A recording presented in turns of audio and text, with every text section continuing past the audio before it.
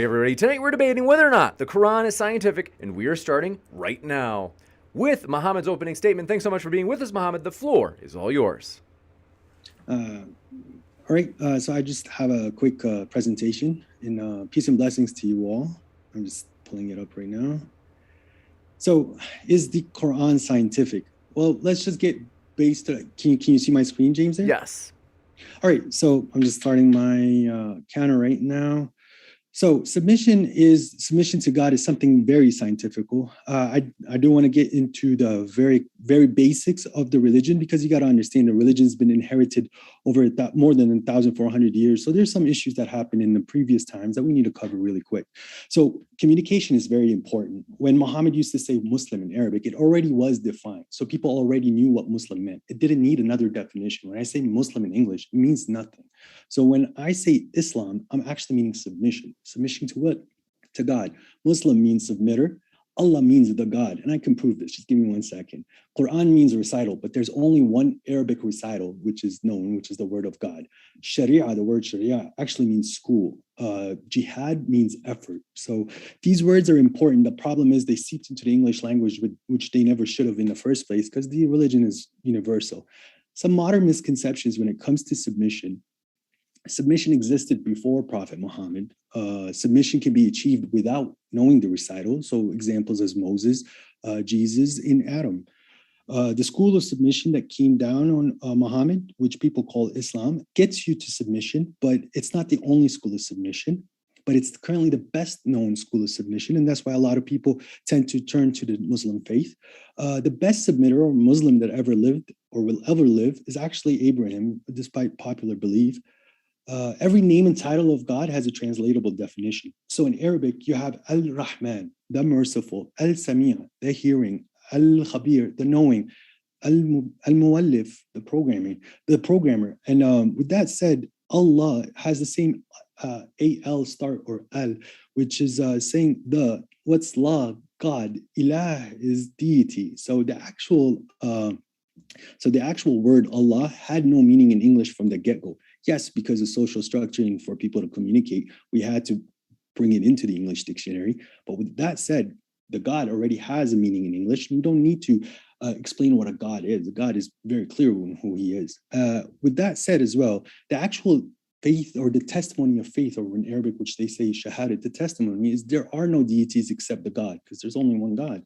Now, I did say that the name of God, al-Muallif, the programmer. So to me, I'm a computer scientist. I've been in computer science for more than 15 years, and thank God I did very well for myself. So for me, God is the master programmer. Everything around me is pre-programmed. That's what we call predetermination. So every action, every thought you had already has instructions that answer you. So if you start having the bad thoughts or dark thoughts, you're going to go into depressive modes, and you're going to be stubborn, you're going to be arrogant. But if you're able to let go of things, there's a path that's written. Any path you walk or anything you look for, as long as you keep trying to tread through that path, the answer's already been answered. That's what I believe predetermination is. Everything around you is objectly oriented. So things have their, just like in programming, you have your functions, you have your methods, you have your attributes, and things come together to work if it's allowed. If there's instructions when things connect, certain functions or certain methods, and it's an object on objects coming together, which cause a reaction. So every thought has a result. To me, God is all powerful. Powerful means the ability to accomplish with just words. So if a powerful man can lift up a phone and say, I want 120,000 men on a border, they're there magically, but that is power, because all he did was lift a phone and it's happening. So the ability to move things with just words or program instructions with just word is very powerful. We understand that God created the world in 6 days, but we in the recital, we have a verse that's saying that one day a God is 1,000 of what we count. So imagine a deity, an entity speaking for 6,000 earthly years straight and giving instructions to everything around you. Science is the word of God, because as we're reverse engineering the science and the physics around us, and now we're getting to levels of quantum, we're understanding that there is instructions that we can't change. We're supposed to understand them, manipulate them, and then that's how we keep moving forward. Everything around you is somewhat of Boolean logic, or it's in binary. So you're either a liar or an honest person. It's true or false, believer or disbeliever. There's the scale, or what I like to call is the intensity. So I gave you an example. If you're 50.01% honest, you're just not a liar. And it's not for me to judge because the final judgment is for God, but you're put on that scale and based on that scale is how good your life is going to be, or the path that you already picked. Now, God is the master computer. So why everything around you is being rendered, just like how a virtual world, but we're in the real world. And that's very evident in the Quran or the recital. God in the recital, he says he's the fastest in calculations or computing. He's cloning or copying all that is done for post-review and evidence. He has a database where every object is. You don't see any artifacts or bufferings in the sky above you. When you look up, it's not loading or getting cut, right? Everything has a decreed limit that it cannot escape. So everything has a decree or instructions. Everything has a destiny, but it can choose to work toward it or not. Reactions trigger other reactions and cause chain reactions. He brought you from the state of being offline to online. You're going to go offline when it's death. So if he was able to bring you from offline to online, he can bring you back online. He programmed this world around you. He can program another world, which we would call paradise.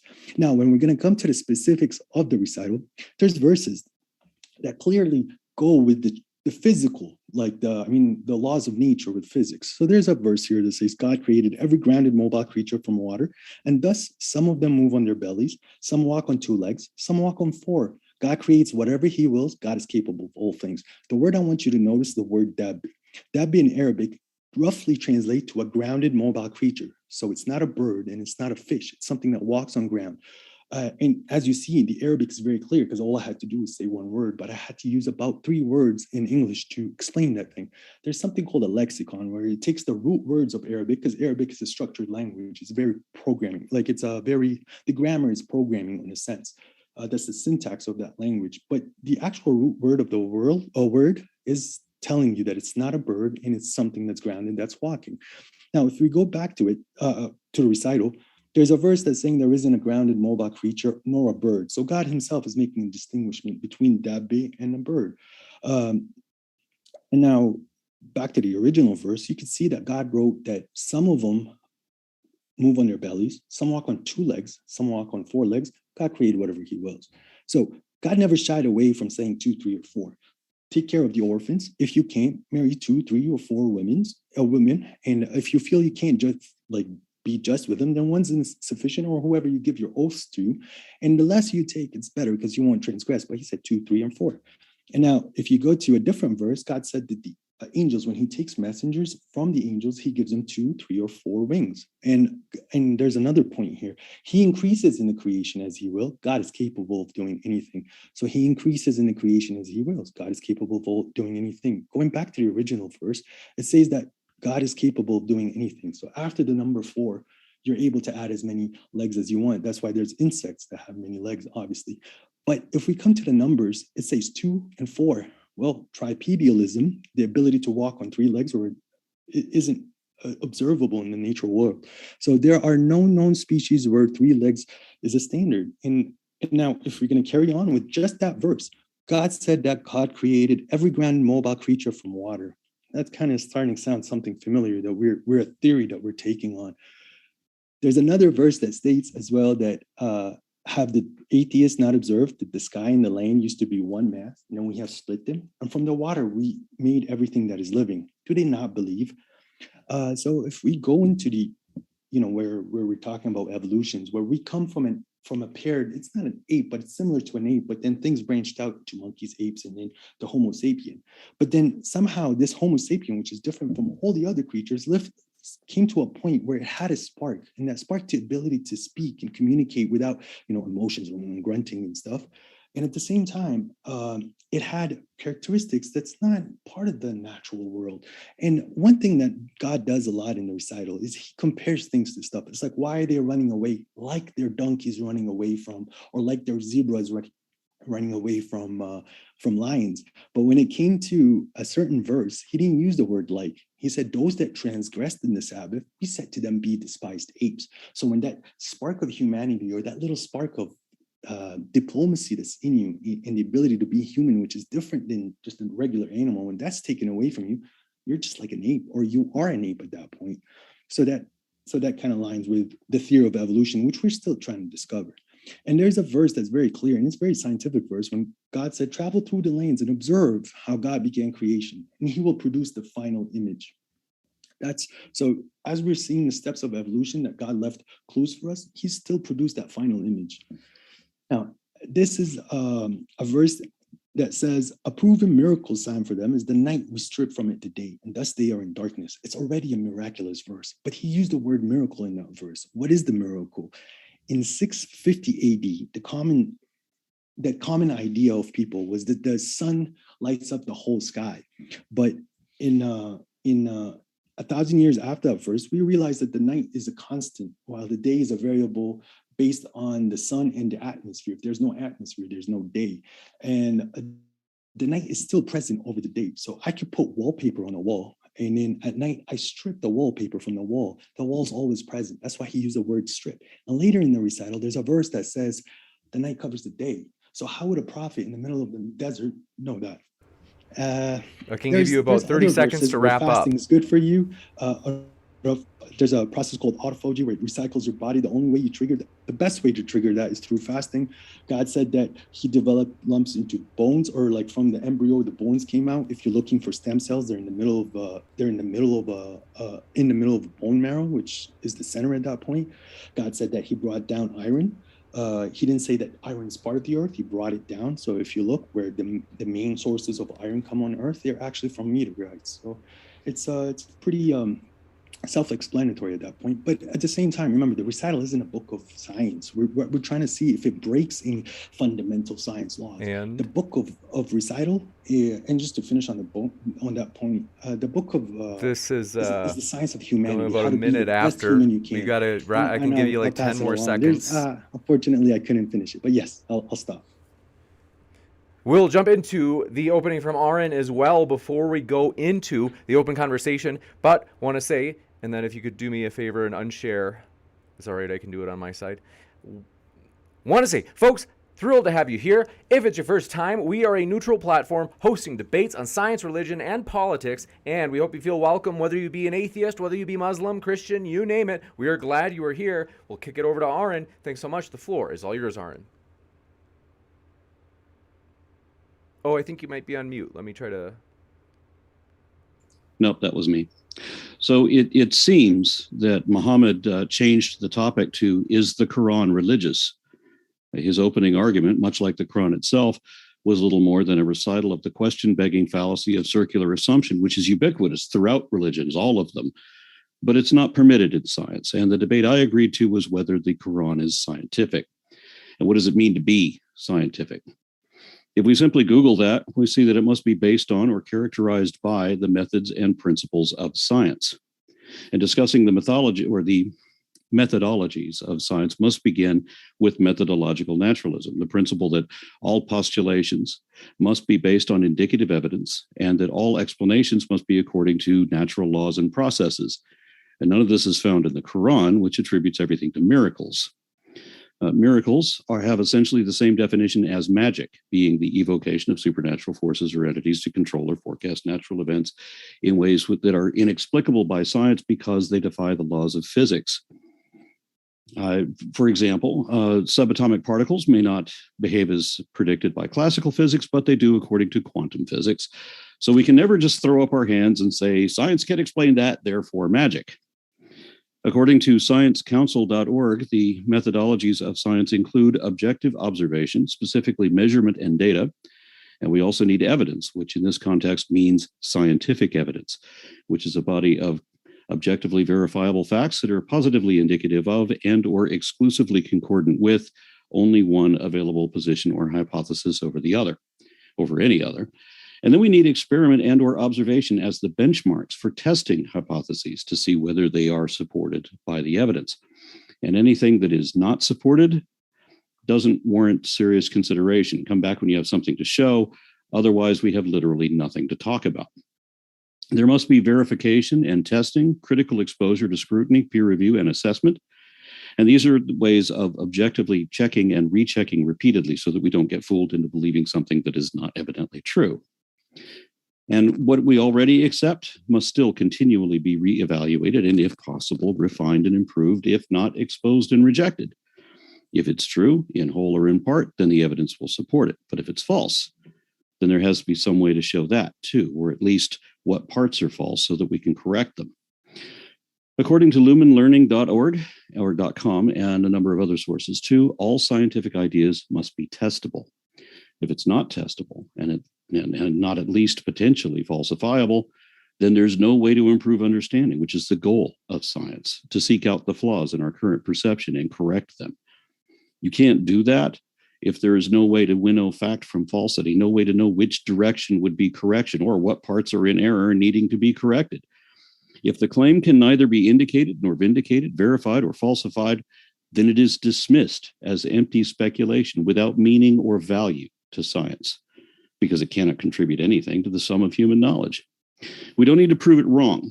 What is asserted without evidence may be dismissed without evidence. Unsupported assertions have no more credence than claims that have already been proven false. And likewise, the Quran has zero credence. There is literally no good reason to believe it and lots of good reasons not to. Apart from a few possibly historic references, most of the claims repeated in the Quran are not evidently true, or they're evidently not true, but you're expected to believe them anyway, accepting them on faith in the form of credulity in lieu of evidence. And Islam is a totalitarian belief system such that anyone who tries to critically examine and test such claims is threatened with severe punishment, including death, and then even a fate worse than death after death, which is fortunately just another unsupported assertion, which is why the application of scientific scrutiny or methodology is strictly prohibited as a capital offense. There are many things the Quran says which we know are not true, that are demonstrably false and impossible, but Muslim scientists are not allowed to admit that, because the Quran says that to merely doubt what it says is to be an evildoer, while it says that blindly accepting every idiocy, no matter how absurd, is doing good. This goes against every principle of science. As cosmologist Carl Sagan said, the suppression of uncomfortable ideas may be common in religion or in politics, but it is not the path to knowledge, and there is no place for it in the endeavor of science. As theoretical physicist Richard Feynman said, the principle of science, the definition almost, is that the test of knowledge is experiment. Experiment is the sole judge of scientific truth. And what is the source of knowledge? Where do the laws that are to be tested come from? Experiment itself helps to produce these laws in the sense that it gives us hints. So scripture is unnecessary and inadmissible. Not only is it only hearsay of a highly dubious nature, but the erroneous assumption of authority that goes with it is only a baseless opinion, and as such cannot be considered evidence. To quote Sagan again, arguments from authority are worthless. Whatever is inconsistent with the facts, no matter how fond of it we are, must be discarded or revised. And according to the National Center for Biotechnology Information, some of the most basic principles of science are respect for the integrity of knowledge, collegiality, honesty, objectivity, and openness. Openness means a lack of secrecy, and collegiality refers to cooperation, both of which are prohibited in the Quran, as Allah says that he only lets us know what he wants us to know and keeps the rest hidden, lording his alleged superiority over us all, when really all of this is just coming from some desert bandit, not the sort of person known for their ethics or honesty, pretending to know things he obviously didn't know. And as dishonest as that is what all religions do.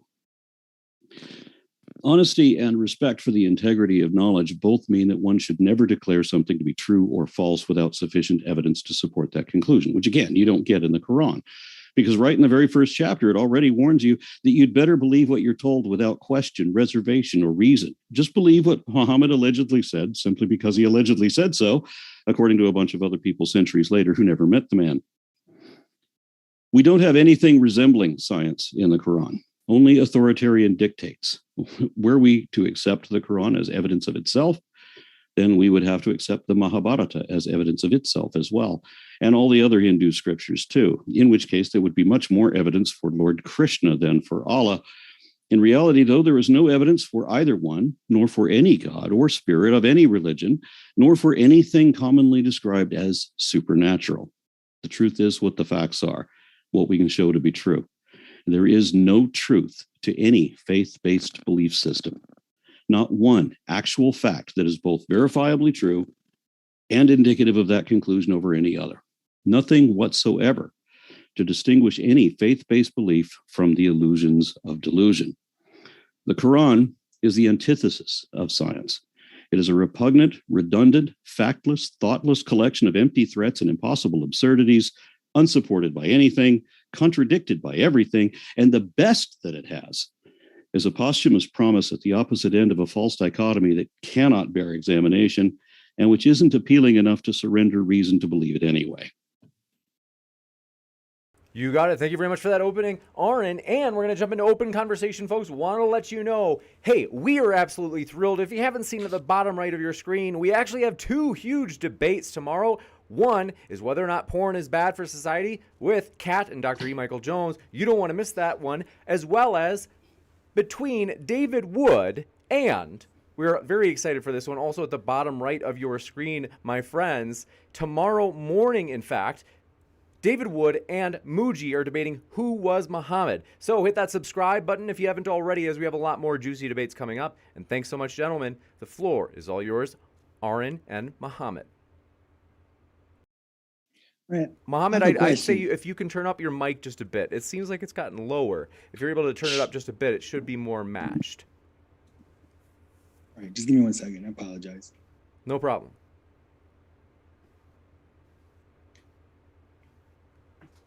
Is this better? That works, yep. Okay. Just out of curiosity, I made the statement that the recital isn't supposed to be a scientific book anyways. We're trying to see if modern day science break verses in the recital, because we got to see if science disproves the recital. It's not the recital supporting science, but I showed you few verses. Okay, so you want to change the debate? You concede already that the Quran is not scientific? The debate is the Quran scientific. That means okay, so you're conceding that point now? No, I'll tell you something, because I was just asking you if we're just trying to see if the laws of nature defy the Quran. But there is a science of the recital. Well, that's a separate debate, and yes, they do. Perfect. But on the question that we're having, on the debate we're having right now, is the Quran scientific? Yes, I'll prove it to you, and I'll prove it on its own people. Just because I'm here to talk. How are you going to meet any of the criteria required for it to be? I'll show you because the recital itself, is a science. So you got to study. By definition, it cannot be. How's that? What is a science? I'll show you. Science is a method of improving understanding of the natural world through experimentation. But there's recurring patterns. It specifically excludes authoritarian dictates. All you have is an authoritarian dictate. There's a reoccurring theme. And if you just let me explain the theme on the Muslims themselves, because the recital can be used against a lot of the Muslims nowadays. I'll give you an example. Let's make first, we'll have a problem. So there's a problem in the Middle East. A lot of the countries are in war. A lot of countries are broke. All of them claim to be Muslim. Most of those countries claim to be Muslim. And yet the situation is declining a lot. So let's just make an observation based on one verse in the recital. Do not make distinguishments between the messengers.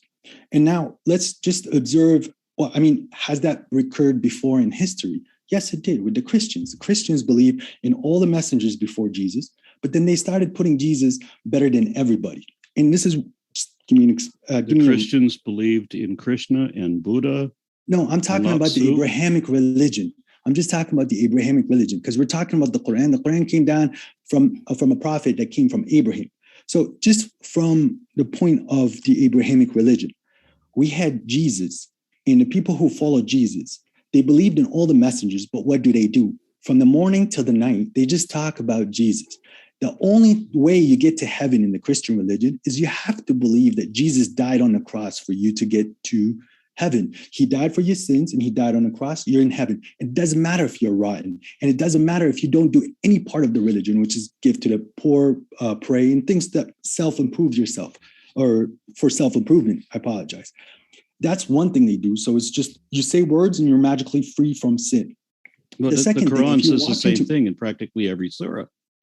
but hold on. So when you walk into a church, what do you see? You see the picture of Jesus, and they just want to talk about Jesus to you all day, and they might mention another messenger and passing by.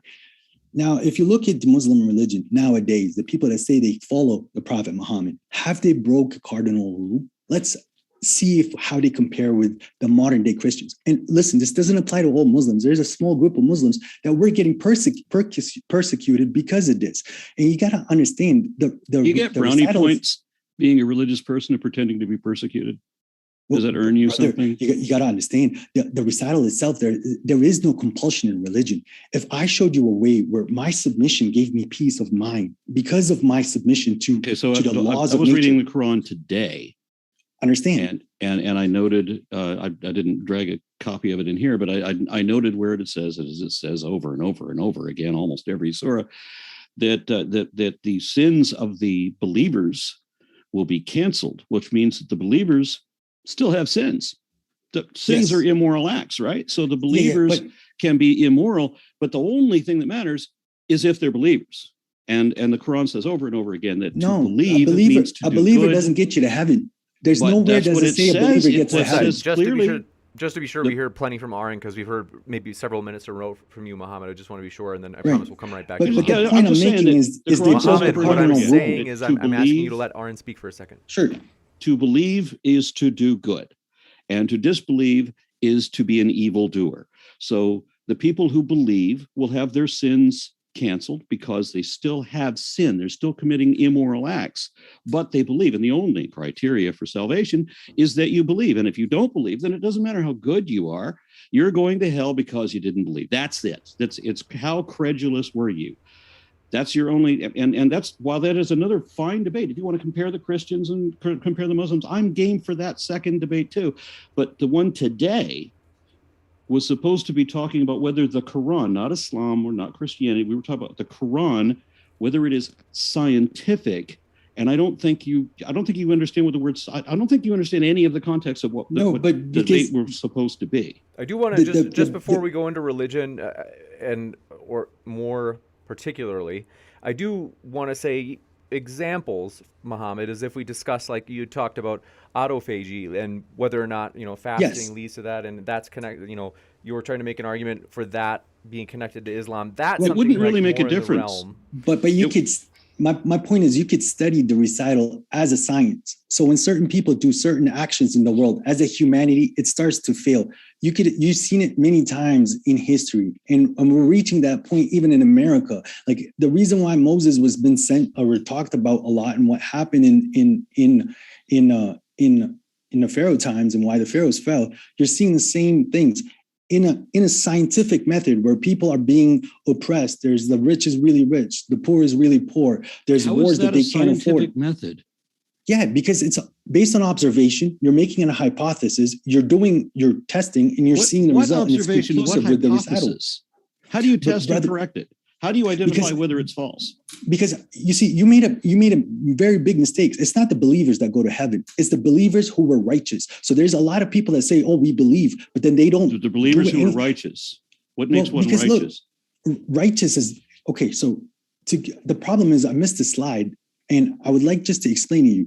So an electron has a part in an atom, and that atom, the electron needs to do its part at any time. So God said in the recital, everything's submitted to the will of God. So everything is coming into a perfect system. God created humans on earth, not for us to take care of our families, nor for us to take care of ourselves. We're here to take care of the world. So we're supposed to be feeding the hungry. We're supposed to take care of the animals. We're supposed to clean what needs to be cleaned, and we've got to fix what needs to fix. So it's not about us. It's about taking care of the planet. But as more we move away from that, the more we get at each other, because it's the not human nature. It's our animal nature to start worrying about ourselves. We're not going to come back online. I'm going to do what I can without getting caught. And this is what the recital is trying to teach you not to do. It's putting the actual qualities of a human, where it is about humanity. It is about the world. It is about everyone else. And it's not about me. Me praying is not for God. Me praying is me remembering that there's a higher structure than me. So it's not, I fear him because of I understand I hate power. to interrupt. This has just been so broad and abstract.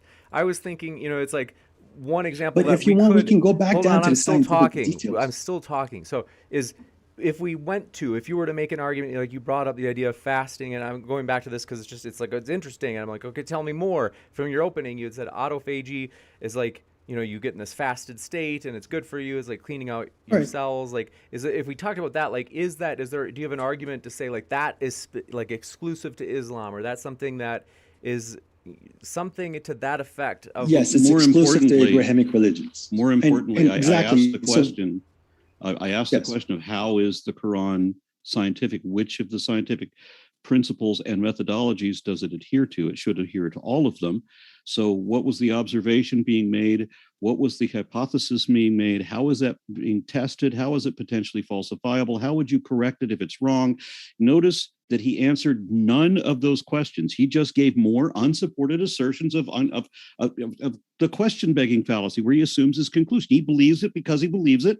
And that's it. That's as far as we're going. Round and round and round, and we're done. Brother, the recital is teaching you how to be the best human you can be. That's the science of the human. I've read it. It teaches the furthest thing from that. It teaches you how to be blindly credulous, how to judge people unfairly, how God judges people unfairly, how God forces us. God is the one, according to the Quran, right from the second chapter, it begins to talk about how God has decided who will believe and who will not. He has closed the eyes and closed the ears of the unbelievers, and then he's going to punish us for what he forced us into doing. So God is a completely unrighteous judge. We are not being good in any sense. We're judging people as unfairly as God judges us. I've read the Quran. It's trash. It's not teaching us how to be good people, not remotely. And the one thing is really, really, really not remotely scientific. All it says is idiocy. It says a whole bunch of stupid things that cannot possibly be true, things that we know are definitely false, and gives no way to test any of them. There's no observation to be made. There's no evidence that it's based on. It's an authoritarian dictate, and you just believe that without question. Done. But we can go back to the point where I made that everything has been pre-programmed. If you walked a certain path, you assume that, but you don't have the evidence to show it, and you don't have because a way if anyone walked the exact same path you did and had the same mentalities, he's going to be speaking the exact same thing.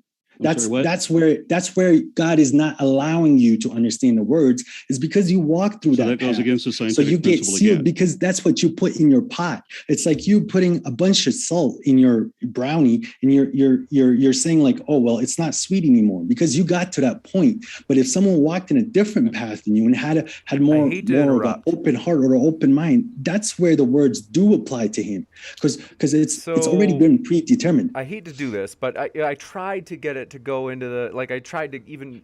But for your sorry, favor, I was just Muhammad. answering. Hold on, I'm still but talking. yeah, well, what's your answer? What's your answer when it comes to the irony? I don't understand how you don't understand. If someone else is talking and you just talk over them, that I wait for you. Like, I hate interrupting, but it's just, it really hasn't converged on the topic, which I'm hoping it still can. And we have time. We're only 10 minutes. It's clearly into not going to. But as an example, I tried to kind of point it in your direction of something you already brought up, Muhammad. But one is, there's a claim allegedly that, and you can correct me if I'm wrong about this, that allegedly Muhammad split the moon. So this is something that, again, like, okay, is there a way we can scientifically test it? Whatever it is, like, if we discuss that, that's something that possible topic, or as I mentioned several times, the autophagy topic, if you want to try to make a case. If you want to have a discussion, about scientific idiocies in the Quran, that would be a whole different debate. But the debate today is the Quran scientific, which I think my opponent has conceded right away that it's now not. My question to you: was it accurate when the Quran said that God strips the day from the night, showing that the night is a constant? No, it is not accurate. How's that not accurate? The entire thing is based on a flat Earth model, where he expands the skies, where he's molding out a domicile. Oh, jeez, dumb dog! Somebody just walked in my front door, and that's what always happens. So everything. But the expansion theory is in the recital. Says about the Earth in relation to the rest of the cosmos. Everything about it is wrong. It says that the sun and the moon both orbit the Earth, that they're bigger than the stars, that the stars are lamps, that angels you keep throw saying at devils. Verses. They're not there. Let's just give Aron like maybe 30 seconds. No, and then I don't need any more time. We can have a whole nother discussion about things the Quran says that are stupid. But you're saying things that are not in the Quran. That's my point. When you're saying that they are definitely sun in the Quran. revolves around the earth, there is no. There are definitely. I have them documented. If you want to have a written discussion on this, so that I can pull up citations, we can do that. That the verse that's in question is that the moon has an orbit, not just and one the sun verse. is going to a certain destination. It's going. It's not an orbit. It's not just one verse. It's repeated over and over in many surahs. So, and yes, I do have documentation for that. If you want to do it in a written format where we can show, if you want to do where we have to do scriptural, but you're just making claims on a recital that are not there. But they are there, and I've already documented them. I've already I'd love written to them see down. that documentation at one time. I'm sorry, what? Now, I'd love to see that documentation. But was then the we'll have a recital written correct? discussion, and I'll be able to show you all of that. But Was right the now, recital we were correct supposed in to be where having a Aron comes debate from? on whether the Quran is scientific. The Quran meets zero methodologies or principles. It is an authoritarian dictate, which by definition is excused from science. The Quran is not scientific. I'll give you one last shot. Take your turn right now to explain how the Quran is scientific, or give up. Well, I'm trying to explain 2 points. It doesn't defy natural laws that are found in science. Yes, You're just saying it does, but that's your argument. I think you did, Aron. Does. To be fair, I think you said you'd give him time, Aron. Go ahead. What is it? Yeah. Give you a minute or two, Mohammed. I explained to you how the recital is proving that the world in front of you is a computer in a form of a computer science. Everything is rendered by God. What's your argument on the verses that I showed you that how God is rendering this world in front of you? Is it we are obviously creating it when it comes to computers, the computers being programmed. Who programmed the world around us? Do you have any more presuppositional fallacies you want to wield? You just call everything fallacy, but you don't answer it. Why should I answer? When you say who designed who programmed the universe was not programmed. There was no who involved. But everything's under set instructions. But it's not. That's your assumption. But and that's what science and physics is reversing those instructions so we can manipulate them. No, it isn't. Then what are we discovering in science? And completely random? No. But you were supposed to discuss right now. I gave you a chance. I am discussing. These are verses in the Quran. God said he's the fastest calculator. But he's God the fastest in computing. This is people wrote the Quran, not God. But I'm telling you, the world around you, when I'm dropping this pen, something is calculating these movements when it's jumping. It's just like on a computer. But unfortunately, I don't think you ever programmed. It's natural forces and yeah. So there's correct, but those natural forces, someone had. There's a logic behind them. You can deduce the logic from those. Or a person. And the point you were supposed to be making now was that you were supposed to show putting it into computer science. That's still a science. God said he's cloning everything that we're doing that we can watch later. Scientific, meaning that the Quran is going to have to fit scientific principles and methodologies. But I'm giving you scientific topics that are in the recital, and you're just saying you're giving me strange interpretations that are not supported by anything, and that's all you're giving. So when God skipped a number for tripedialism, and there isn't tripedialism in the world, is that making the Quran wrong at that point? Is that not scientific? When God skipped a number making tripedialism? No, there isn't tripedialism in the world. When he said that creatures have 2, 4, and many legs, but he didn't mention the number 3. Okay, I'm sorry. But how would Muhammad, how would a prophet, a man know that there's no 3-legged creatures? I'd love to do that. But today, is the Quran scientific? I gave you a last shot. I'll give you one last shot, and then we're done.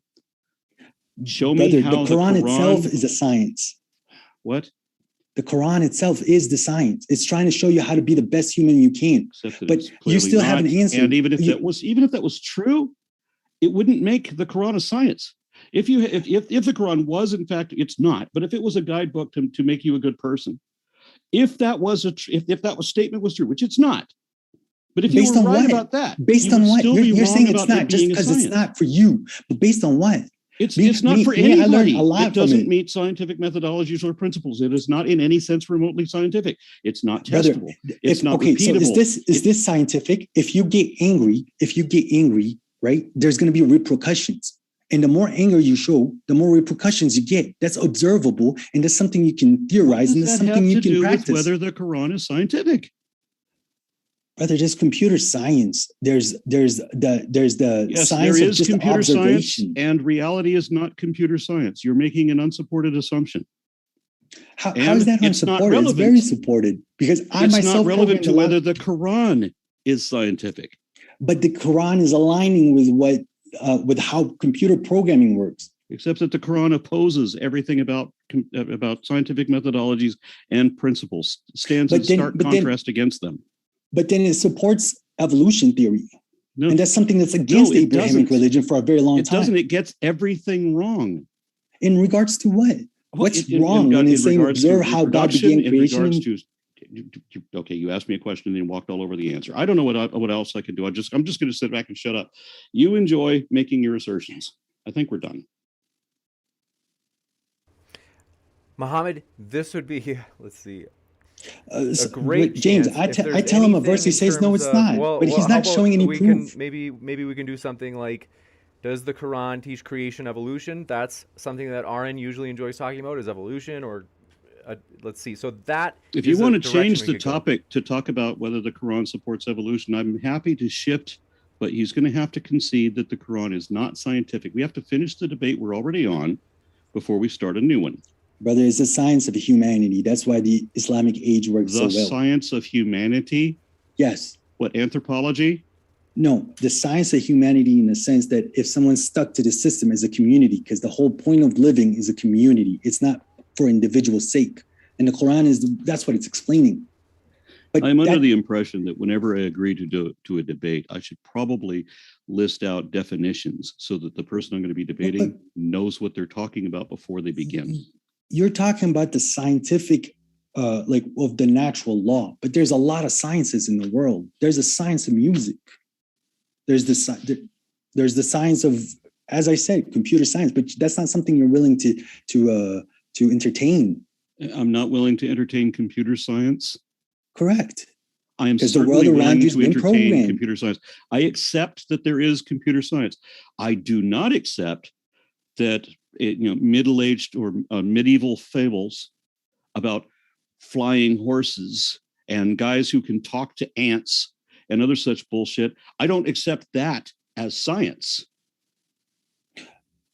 You see, now when you're talking about talking to ants, is there ability from people to talk to each other telepathically? Is that even remotely possible? No. No, there is no way for you to read or write thoughts. Right. Using technology. Right. And I can show you an article now. Using technology, perhaps. Yeah, using technology. But there's no way to transmit, especially when we're talking about ants. But hold on. My question is it possible using technology? Is it possible we could talk to ants? No. The ability to move thoughts with technology. To move thoughts? Thoughts. We can move thoughts a number of ways, but it's not possible to talk to ants. You didn't answer my question. Is it possible? I did answer your question. I said technology. No, it's not. Yes, I said we can move thoughts a number of different ways, whatever the hell move thoughts means, but we can't talk to ants. Well, what I'm trying to explain is that if someone has the ability, which they just recently did in Israel, to take a thought from someone or from a machine and put it into somebody, and that person thought what was being written on the computer or what they've been trying to transmit, there is a possibility to do it without the technology. But you just have to get to a level where you're understanding more of the bigger picture than the small pictures and the details that you're feeling. How do you determine whether something is possible? Because if it's done by technology, then you could do it on standalone. But how do you determine whether it's possible?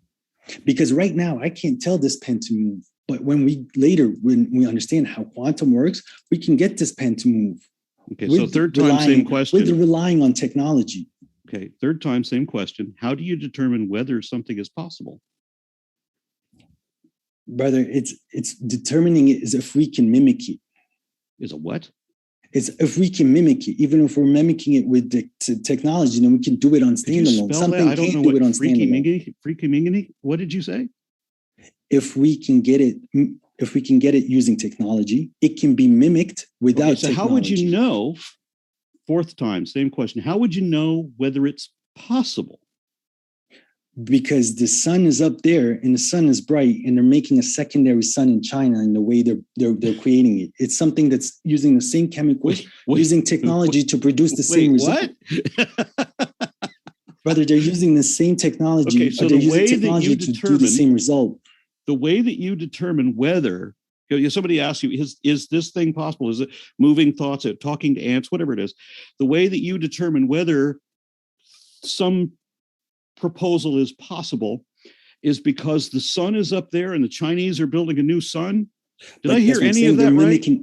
They're mimicking the natural world using technology because they can't do it themselves. So they're using what they reverse engineered from the world around them to reproduce it.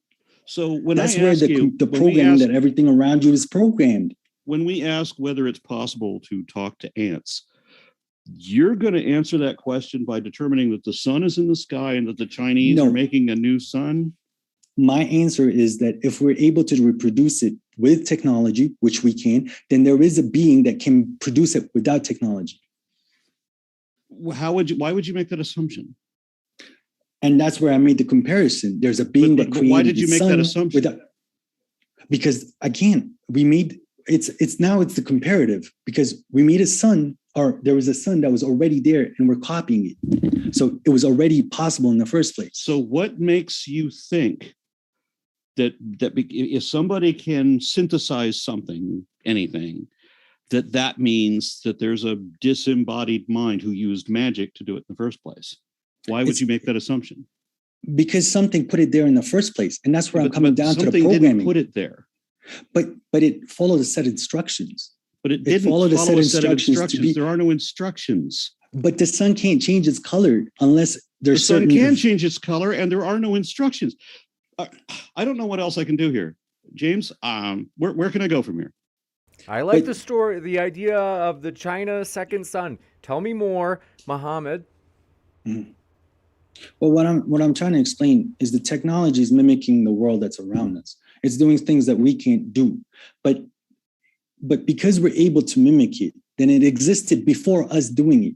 So there's something that's able to do it without us. Because what we're mimicking is the world around us, understanding how it's programmed, reverse engineering it and doing it. For us to do those technologies, we need to put a set of instructions, which is mimicking the real world. At that point, hurt my head. We're running off someone's logic in the real world. Someone had to decide that if the sun is at a certain distance, the gravity on Earth is going to be X, and the gravity between the sun and the Earth is going to be X. That's what happened when God spoke for 6 days.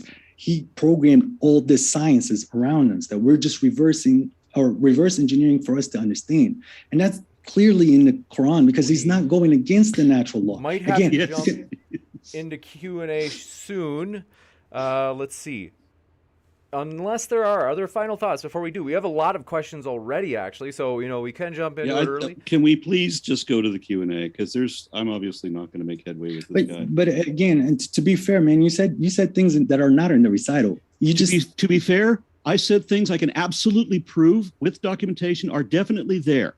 Do not call me a liar unless you can prove it, because I can prove my defense right now.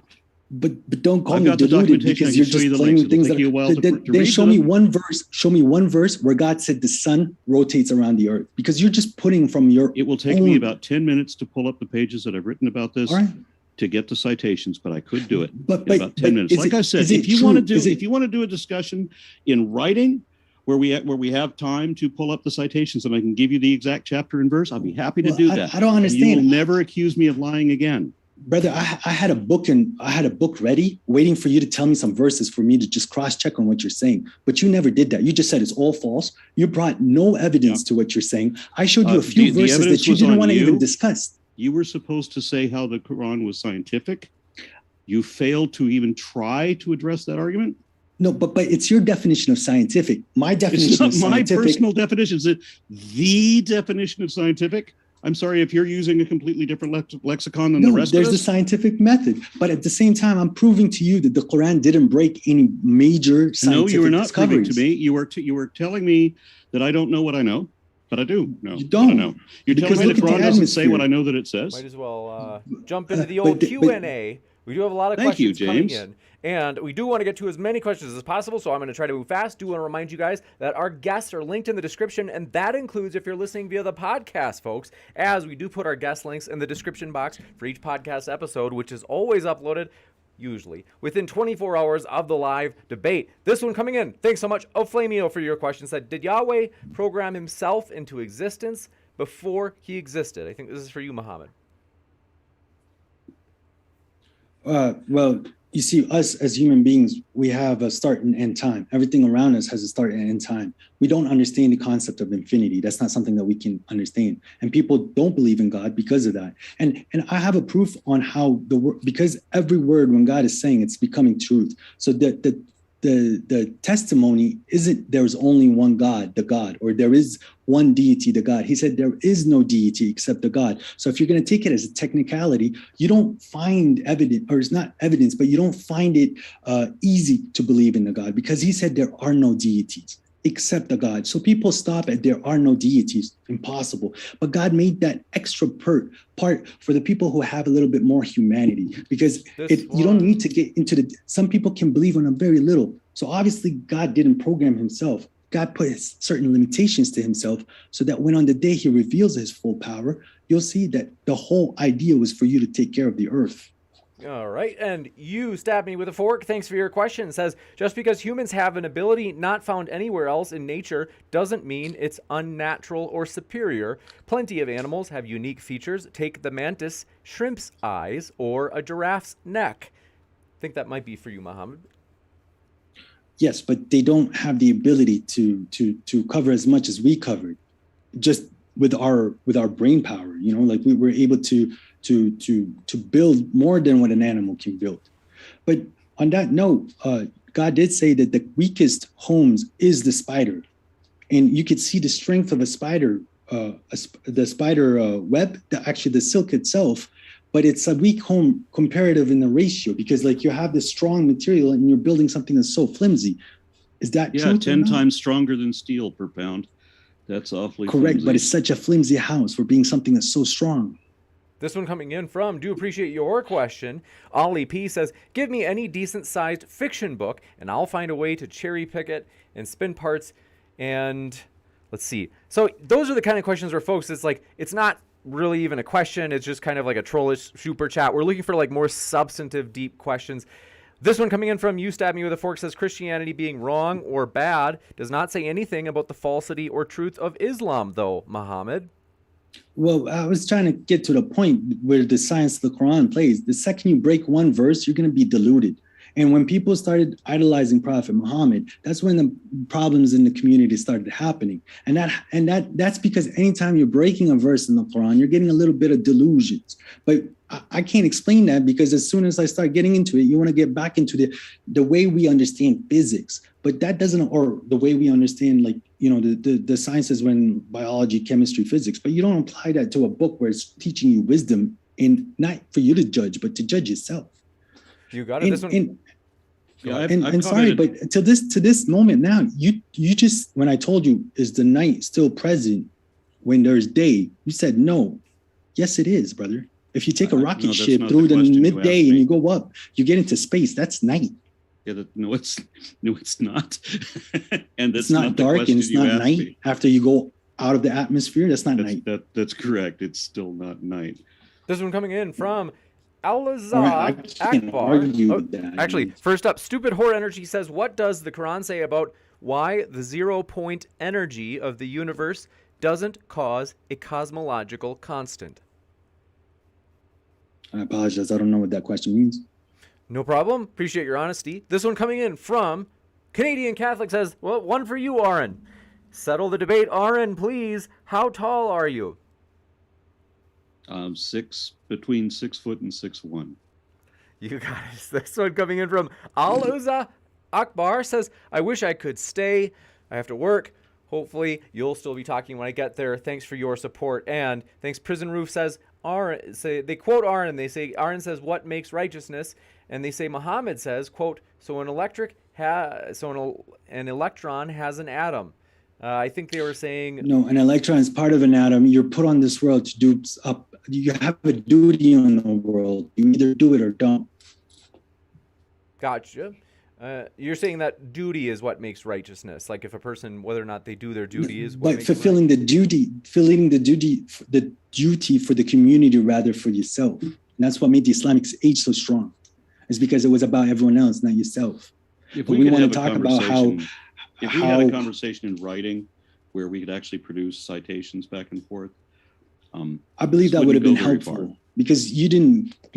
I gave you a few verses from the recital. You said no, but then you didn't come back with any verses showing where they're not scientific at all. Am I supposed to remember chapter and verse for everything I've read in the Quran? No, but I thought we were preparing it because if we want to do a Quranic scientific, show me where the Quran I thought about having having my entire repertoire of everything I've written about the Quran just when they're ready so that I can control F on it. But I decided it's not going to be worthwhile. I mean, you're not going to. I had this conversation yesterday with a biblical literalist. With it in person, we're arguing in person. I tell her what the Bible says. No, it doesn't say that. Here, yes, it does say that. Here it is. She reads it. It says it doesn't say that. You just read that it says that. Well, that's not what it means. Well, I don't care that you want to interpret it. It means something else, but that's what it says. And then it refers to this other verse that says this other thing. No, it doesn't say that. Then I have to show her that verse. And then when it says it relates to this other verse that says that. No, it doesn't say that. Yeah, I got to show her the other verse. And then she had the audacity after 15 sessions of this to tell me that she read the Bible. And I said, no, I don't think you did. I think you got it confused with TV Guide. But for one point, you are always comparing the Quran to what people are doing outside of the Quran. Just the word itself is a standalone outside of what people in the community of Muhammad are doing nowadays. That's where the point I was trying to make. But I didn't have time. The point you should have been trying to make is whether the Quran is scientific. That was the debate. The Quran doesn't break any scientific discoveries. But it does. That's a different discussion. That's a different discussion. How's that a different discussion? And I'll be happy to have that one in writing with you so that I can show you the citations that you're asking for. But that's not the debate we were supposed to have today. James, is me proving that there are scientific evidence supporting things that are discovered in the world. I would challenge you to find one of these items that actually is what you say it is, because I'm betting it's not. I've read the damn thing. I know better, and I can show it to you in writing. Take me up on that challenge. Let's get back to the debate we're having now. Prison Roof says, how old was Aisha when Muhammad married her? And that's open for debate. There's two schools of thoughts on that, but that's nothing to do with the recital. So when you say recital, you mean the Quran? That's not in the Quran or anything to do with the Quran. Okay. Because it's a school of thought. It's a school of submission. It's got nothing to do with Muhammad's personal life. Fair enough. This one from Apostate Prophet says next debate. How old the children are that he slept with has nothing to do with his personal life. We don't know who he slept with. You don't have evidence. Remember, in a legal defense. This one coming in from brother, Apostate. You don't have evidence of that. You just have hearsay. Next one from Apostate Prophet. That's not scientific. Says next debate, are Harry Potter books scientific? Answer yes, because they are a series of books and there is a pattern in them which is scientific. I think they're trying to use a parody argument to try to say that your argument isn't convincing, Muhammad. All right, but at the same time, I showed you how the recital is supporting that there's still darkness over the day, and that's a miracle for back in the day. But you did convey a misunderstanding that you have that I would love to correct. Yes, you did do that. I would like to see what your feedback on that is. I showed you in the recital how it supports the discovery of how computers are, but that's something. But it doesn't. And again, you misunderstood your own scriptures there. But at the same time, there's a verse. That's for a written discussion, so that I can show you the text, what it actually says, and then we can go over what it means. All right. But that's not. We don't want to do that kind of tedium in this debate. Okay, but at the same time, you haven't produced one scientific discovery that's breaking the Quran. And I apologize. I thought the that moon was did not split in two. The sun and the moon are not smaller than all the stars. The stars are not lamps to be thrown at devils. There is no firmament. The sun doesn't set in a muddy pond. The Barak did not transport itself from Mecca to what was it, Jerusalem, by reaching 1 foot out to the horizon and taking a single step.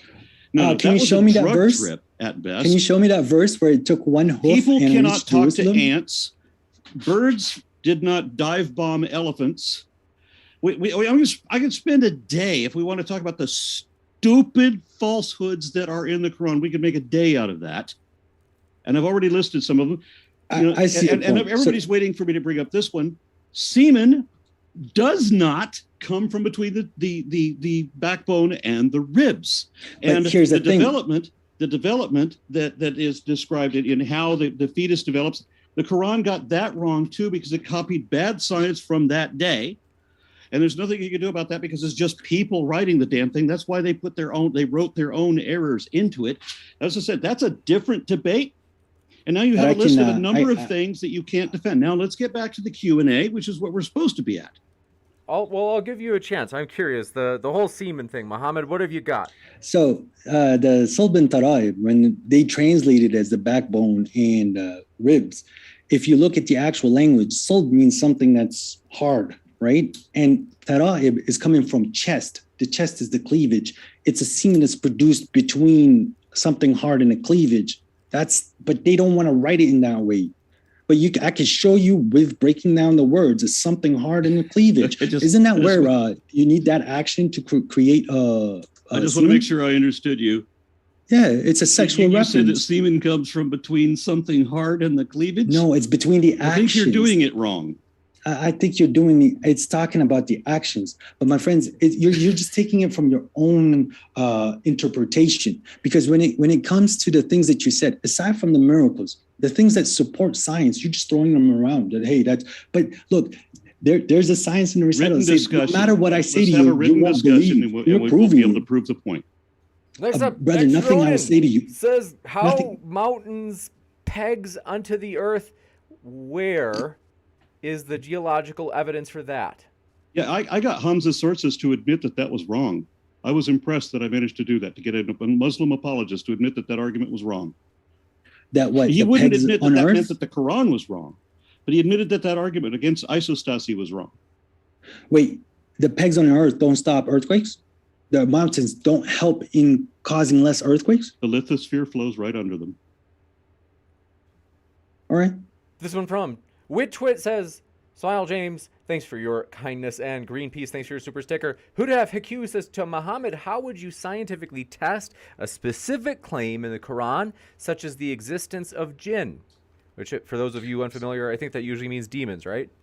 Demons. So exactly. So you can get an idea coming to you from just experiencing something or walking around. You get an idea, and the idea can imbue you. And it doesn't necessarily have to do with anything with religion. A jinn can take over you for all sorts of things. Now, I can show you a different proof, but you see, again, this isn't a book in a sense where you're taking it as a physics book. But God talked about the demons that were under Solomon's that were teaching people magic, and it's splitting the wife from it's splitting the wife from her husband. And now when you in something that's very known to us, and this is why we don't play with music and we're told to avoid music, is because if you see some of the artists nowadays, when they go on stage and they're literally, the words are talking about magic and there's magic in your eyes, and their words are worshiping something aside from the deity, which you don't believe in. I understand that. But as soon as an artist hits on stage, all the girls are in they're willing to go at him, if you know what I mean. And that's where, even if she's married, at that point she doesn't care, because that's the some of the magic that came down in Babylonia. But again, to you, that's just hullabaloo. But there's a day we can discuss that. Says what book? They say Muhammad, you consider the Quran scientific. In that case, what book is not scientific and why?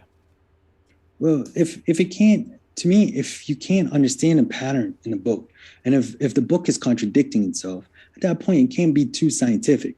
But I don't find contradictions in the recital. And actually, the thing that woke me up, on a personal note, the thing that made me believe it more is when I did read the recital, I saw that a lot of people aren't living how the recital is explaining it. And actually, they're negating a lot of things that's in the recital. One thing, it's a book of prophecy, and I can show you some prophecies, but I don't think you have time for that. And the funny thing is, we're coming to the end of times. Wait, but what about I hate to do this, the original question, though, what book is not scientific? Is there anything that's fictional that's contradicting itself, or if I can't... Okay, so something that would be like full of abrogations, for example. Well, you got to finish that verse. Anything that's been abrogated, we brought something better. So nothing's been, something was forgotten or abrogated, God brought a different verse that's better than it. Or even in the Quran, Because there's Yeah, a in the list of Quran. abrogations in the Quran where the Quran. There is no abrogates abrogation in the itself. Quran. The abrogation's already been done. I suggest you spend 30 seconds on Google just looking up the abrogations in the Quran. But you see, now you're talking about they're the people sitting in the mosque teaching this religion or trying to explain there is no abrogation. They're just trying to fit it on their agenda. This one coming in from Mark Reed says, Muhammad, was the moon split in half, and what is the scientific evidence for this? Actually, that miracle came in truth when in 1974, I believe, when a piece of moon came on Earth. That same year, there was a doctor. He found a miracle in the Quran, which is called the Code 19. It was the same time the piece of the moon came on Earth. It was relatively in the same year. And this is, but again, like no matter nothing I would say to this man, he will believe, because he's got to a point where he's sealed. This is his way, and that's it. And his arguments is literally making up a bunch of verses which they don't exist, and then he gets Except mad. that they do exist, and I can show that they do. Yeah, I can show you that they do exist. But you see this moment now. I keep inviting you to have a written conversation so that I can show you all the citations you're asking for. I'm talking about the natural world. I'm not doing that. I'm being very. I'm not talking about the history of what happened with certain prophets. I'm talking about the natural world. We can talk about that at a later time. What we were actually talking about is the things that are in the Quran. If I said they're there, they're there. And that you said they're not there because you don't know anything. And you've expressed how you don't know anything, both about science and apparently not about the Quran either. But we can have that discussion in writing elsewhere. Right now, I just want to get through the Q&A. This one coming in from, can't pronounce your name because it's another language I don't understand, but they said, I propose to translate this debate to Arabic for free. Please say yes. This stuff is excellent. All right, well, sure, if you want. Omega Weapon says, prove horses fly, Muhammad. Is that in the Quran? No, they didn't put any verse. There's no verse about Burak that was added in the hearsay later. Gotcha. This one coming in from Prison Roof says, if Allah is so mighty, why are Muslims threatened by cartoons of Muhammad?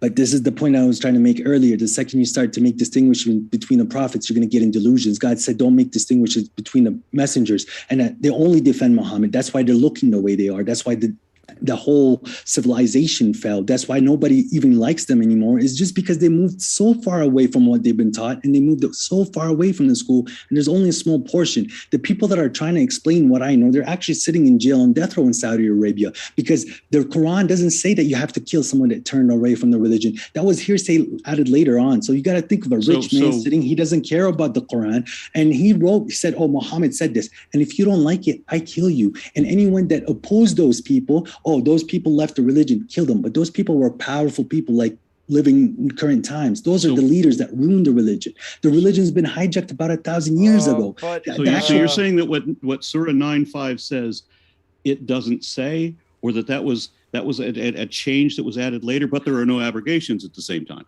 No. It doesn't say anything about a horse. Nothing about a horse. The hearsay is outside. Yeah. Show me anything to do with a horse that's taking him to Jerusalem. There's no mention of Burak. Animal. But there's no Burak, and there is no animal. There is no Burak in the Quran. There is no Burak. That's hearsay. That's in the Hadith. The Quran. And if it is, it's not in the Quran. Just want to be clear. You're telling me that of all the things that you have falsely accused me of getting wrong, you're going to tell me now that Show me the word Burak in recital. You're going to tell me that the Quran does not talk about the Burak. Show me the word Burak in a recital talking about a horse. But until I do, before I do, you're going to accuse me. You're seriously going to accuse me of getting that wrong. You're going to say that I'm lying about that. Yes, there's nothing to do with the horse in the recital. There's nothing to do with a recital. A horse taking Muhammad from I didn't Mecca. say a horse. I said a horse-like animal, the Burak. Yeah, please. And you're telling me that's not in the Quran?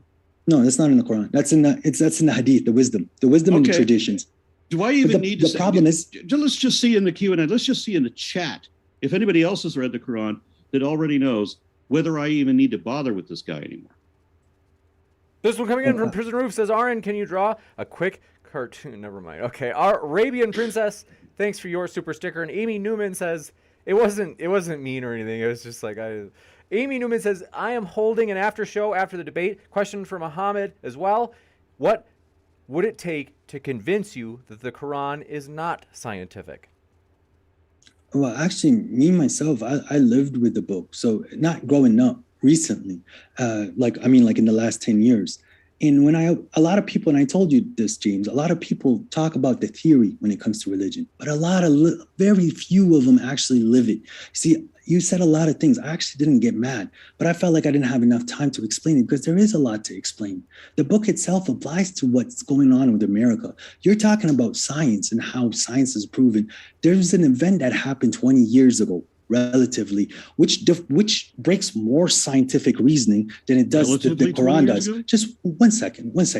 And the community of Muhammad is in a similar place where the Jews were before World War II, not to the same extent, but there's a lot of hate on us. And it's because of certain events that happened before, and it's in the same criteria where it does mimic what the Quran is saying. Because in the community of Muhammad nowadays, if I say something against them, it's death, or you left the religion, or it's not the mainstream, so you don't know what you're talking about. And it's the same thing if I question certain events that happened, like events that happened 20 years ago. You're unpatriotic, you're a terrorist, and you're not allowed to question it. And there's less science there than there is in the Quran when it comes to just the natural science. I'm not talking about the birds and talking to the ants and the things where it was a miracle for the person. I'm talking about just the pure natural physics world. And yet people are so quick to jump at people who are trying to be righteous, and yes, a lot of them around them are giving them a bad example, but they forget themselves. And now look at the oppression in America, and that's all detailed for us. Wait, what was, okay, so in So James, what was the question that he didn't answer? In 2 sentences, what would it take for you to convince you that the Quran is not scientific? I have enough evidence for myself in my personal life that it is the truth. Okay, because so nothing. His answer is nothing. He has the same answer as Ken Ann. This next one from Rebelr75 says, does the sun set in muddy waters, Muhammad? The Quran says so. But it was in a literal sense. And the word sunset doesn't exist in Arabic. It disappears. Gharab. So gharab min ayn, I can't see him anymore. But when he's talking about that, he's seeing the sun go into an ocean, because he's talking about Alexander the Great when he went from one side of the world to the other. You got so it. he reached the end of the continent. Cole Beasley says, Muhammad, without committing a fallacy, what method did you use to determine that Islam is true? For me, it's just I found how the recital had nothing to do, or the Quran had nothing to do with what the world was living in. Like the world we're living in as a Muslim community, it doesn't align to what was been said. And as soon as I made those realizations and I realized that my own people are idolizing the Prophet more than they should, and I stopped doing that, the world became easier for me, a lot easier, and I'm getting my own answers. I wish I could have time to explain that, but it's difficult. But you said the method that you used to determine that Islam is true, part of that was that because you realized that people were idolizing the Prophet? Is that what you said? Yes, something? And they were going against the Quran, and that's why they weren't being helped. When I started upholding the values in the Quran, I got helped. But people don't like what I say. Like even the Muslim community will tell me to shut up and go because they rather just talk about Muhammad all day. Okay. But the recital itself, it's staying alone. I love the traditions of Muhammad, and I like this wisdom that aligns with the recital, but most of it doesn't. And this is the problem we're facing. What I wanted to talk about today is sorry. It's just there's so many questions, and I'm sorry to do that to you. It's just that I want to jump to the next one. That's it. Keep it in the back of your mind, and you might be able to spin it into an answer to one of these questions if it's relevant. Arabian Princess says, Muhammad, why are there grammatical mistakes? Sorry, it's nothing to do with.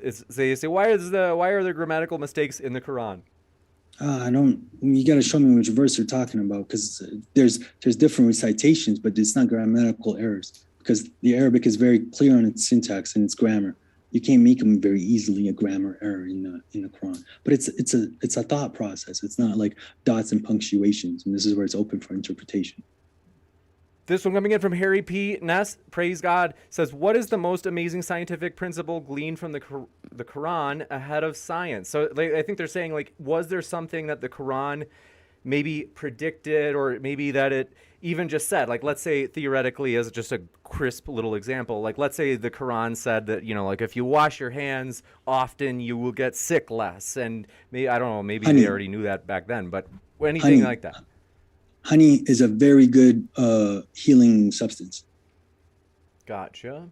This one coming in from, do appreciate your question as well. Atheist Velociraptor says, for Muhammad, what are the two schools of thought on the ages? I'm not sure what they mean by that.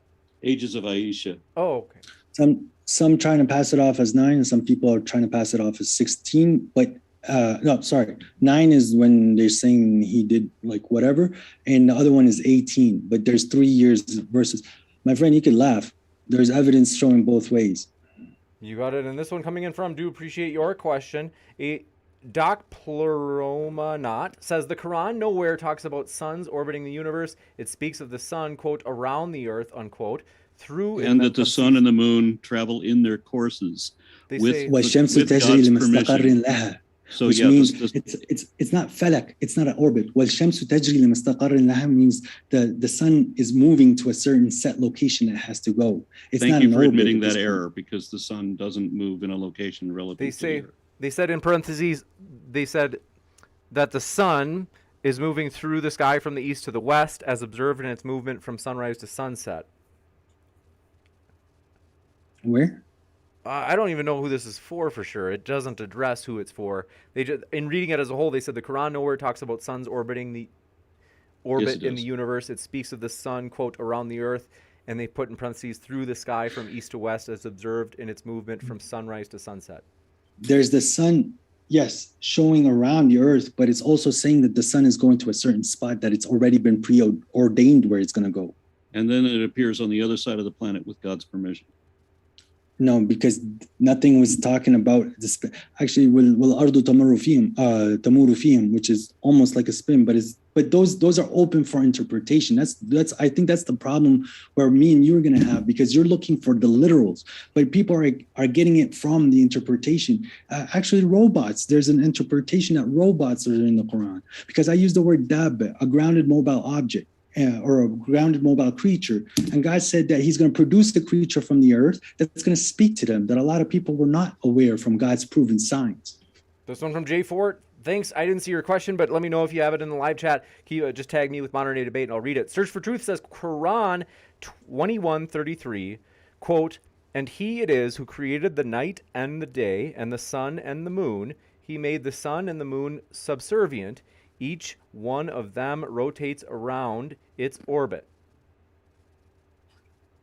Which verse? Sorry. They said Quran 21:33. While Muhammad's looking that up, I want to remind you folks, our guests are linked in the description, and that includes the podcast. As we put all the debates on the podcast within 24 hours, you can find both Aron and Muhammad's link there too. What have you got for us, Muhammad? Yeah, there is saying that it's spinning in an orbit in the sense that it's the sunrise sunset here, but it's not in a sense that it's orbiting the Earth, because it has nothing to do with it's orbiting the Earth. You Because got it? the claim And was where that it says orbits the Earth. The stars are smaller than the moon. The stars are smaller than the moon. No, Yeah. no. It's saying the moon is a part where you see the sun, the stars, but it the never stars said are that the fixed in sizes. the firmament. There's they can a be used fixed as alignments of the projectile suns weapons. or stars, obviously. That they can be used as projectile weapons when Well, you see, devils get- there's a school that I can show you a proof where that there is understanding. But if you're not believing in angels and devils in the first place, which Yeah, is I would unseen to suggest that you stray away from proof. That word doesn't mean what you think it does. But you don't believe in the unseen. So why are you questioning what devils or how devils get hurt when they're trying to? Because you see, the whole planet or the billions of light years that we're seeing around us, that's just the first sky out of 7. That's how much God programmed around But us. that's not how this medieval folklore was written. It Yes, was it written is. for the understanding that there is a dome over the sky, or there's a dome over the earth, and that the sun and the moon are the two great lights, and that the stars are all smaller and can be used as projectile weapons by angels to throw at devils when they get too close. When they try to listen to the truth, yes, that's it. That not actually the truth. They're happens. trying to listen to what God says. No, which what the so angel far, said. according to the الملأ Quran, is الأعلى. anything but الملأ the truth. الأعلى. لا يسمع لملأ الأعلى. وإذا التقط الملأ الأعلى, which is the angels at this point. When they get close to what an angel is trying to send to a human, that's when they get beat, because they're not allowed to go out of This that one? sky. Я не понимаю, что вы говорите. Wait.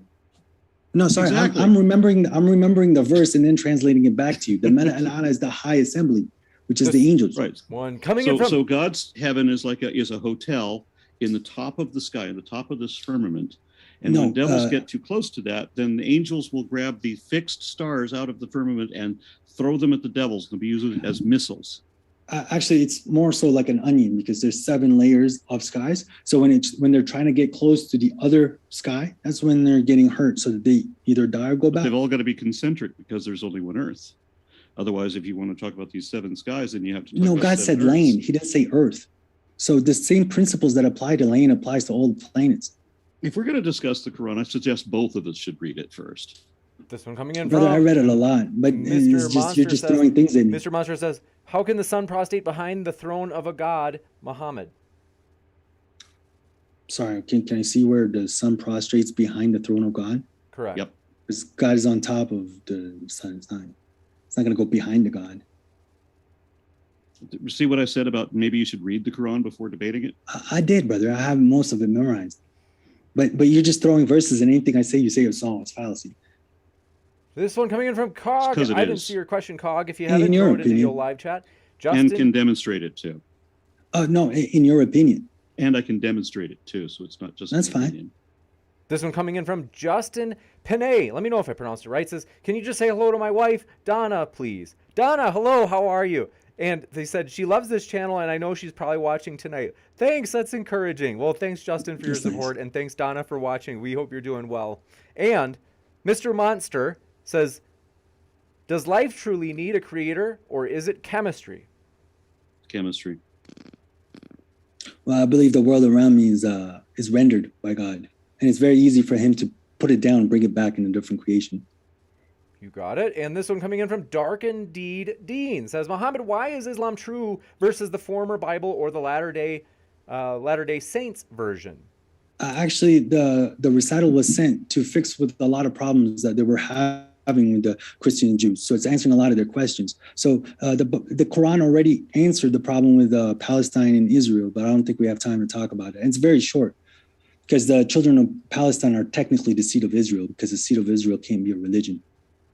You got it. And thank you very much. Cole Beasley says, Aron, cheers. Hope you get at least 10% APV. And Cog says, for Aron, I assume Isaac Newton's book, Principia, is scientific, yet Einstein improved on it. Does this make Newton's book unscientific?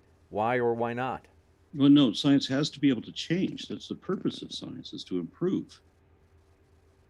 Actually, no. Is Einstein then a deluded person for believing in God? I'm sorry, what? Is Einstein deluded for believing in God? Since he did not believe in God and expressed that very clearly multiple times, then no. I think you just make up things and then you believe them.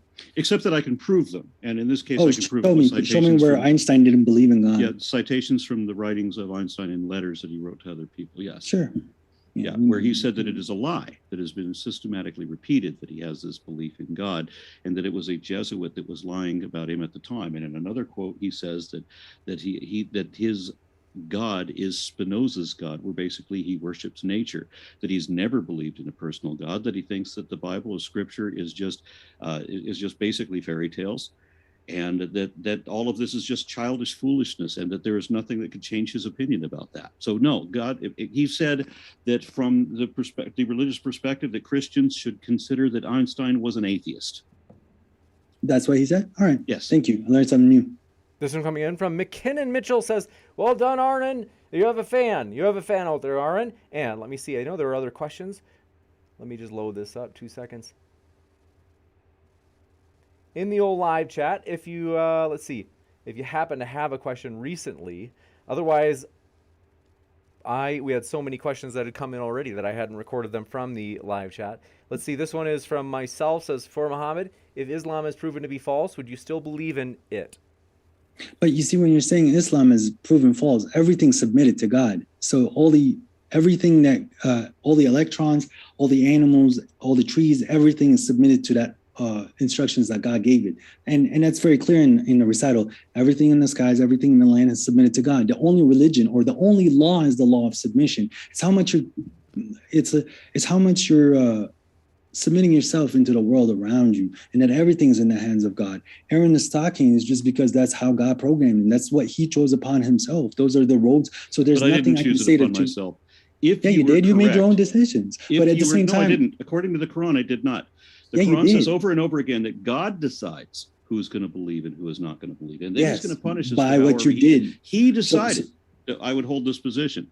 Now, of course, there is no God. And the question that was put to you is what would change your mind about that? And again, you dodged the question because there's no, nothing that will I change said your there's mind not, about because it. I You completely are submitted. I'm beyond getting my reason. results. I'm getting my results because the clear signs happen to those that have no doubt in it. I have no doubt that I have absolutely no doubt that God exists. I know So God that's the exists, and He definition of a revealed Himself in delusion. His ways to me. That's the definition of a delusion. So let's continue In on. your opinion, No, it's not. It's this is according to psychiatric agencies. They've defined a delusion yeah, as a but secure that's my belief that is point. not supported by evidence that is still maintained even against evidence to the contrary. But then you're talking that every prophet is a psychiatric case. That it's impossible to Correct. have anything on this scene. That's Well, in your opinion. not every That's what one I'm of them saying. is a psychiatric. Some of them are just criminal. Some of them are just criminals. Yes. I understand. Okay, but you see, again, that's This one your coming way of seeing the world around you. Cole Beasley says, still trying to figure out if the Quran is scientific. And if you want to respond Okay, to that, to me, aside from the miracles that was placed down on people when they had that certainty that God existed and God showed Himself to them in His way, the Quran doesn't break any major scientific breakthroughs, and it aligns with a lot of things, from computer science to physics to biology to the geology. I understand Aaron has different ideas because he wants to get down into certain details that could be theories at this point, and at the same time, it is open for interpretations. It's not breaking any major scientific breakthroughs. And on that note, it proves evolution, so that's pretty good. Yeah, so the Quran gets practically everything wrong, embarrassingly, stupidly wrong. It says that we are created from a glob of fluid. There's no mention about the female egg or any of that, and it says that semen comes from a place where semen doesn't come from. It goes into a lot. Everything it says about biology, about the development of the fetus is wrong. Things happening at the same time when actually happened in a different sequence. All of that. These are just mistakes that Galen had made, centuries earlier, that Muhammad copied into his book. So, question for you: is there anything in the world that would make you believe that God exists aside from Him showing you Himself? Well, yeah, if there really was a God, but then if there really was a God, then we wouldn't have apologists, and I wouldn't be arguing with people like you. I appreciate that. I'll take that as a compliment. But what I'm asking is, what kind of proof would you be looking for? I'm sorry. I'm sorry. Go ahead. What kind of proof would you be looking for? Because to me, I think the case that this world is being rendered and God gave you a computer is a clear sign that if you could do this with a computer, I could do it with the real world. You're doing it virtually. I'm doing it in the real world. That's my argument to you. And that's very scientific, because that's a new science that we got into, which is, algorithms. I wonder where algorithms came from. Except that it's not remotely scientific, and it also casts your God in the role of a liar. So the way that we understand that our senses work, that our the olfactory region, that we're able to detect molecules in the air of certain substances, and that these molecules or even atoms that our nose can detect, we're able to identify what element that is, and this is how we pick up scent. And we know how we get photons reflected off the cones in our eyes. This is how we pick up visual Thank God for programming that, so we can be able to do that. The vibrations in the atmosphere, that was how we pick up sound. But according to what you're saying, then everything is imaginary. It's just we all live in the matrix. And so not only do none of these things exist, they in fact don't exist. And your God has created we have these explanations that we can test and demonstrate that are in fact not real, because your God is the ultimate liar. No, what you just explained with the photons and how the reaction or the vibrations is causing for us the ability to hear, that is God's programming. That we can't change that or decide that ourselves. Something decided that. That to me is God.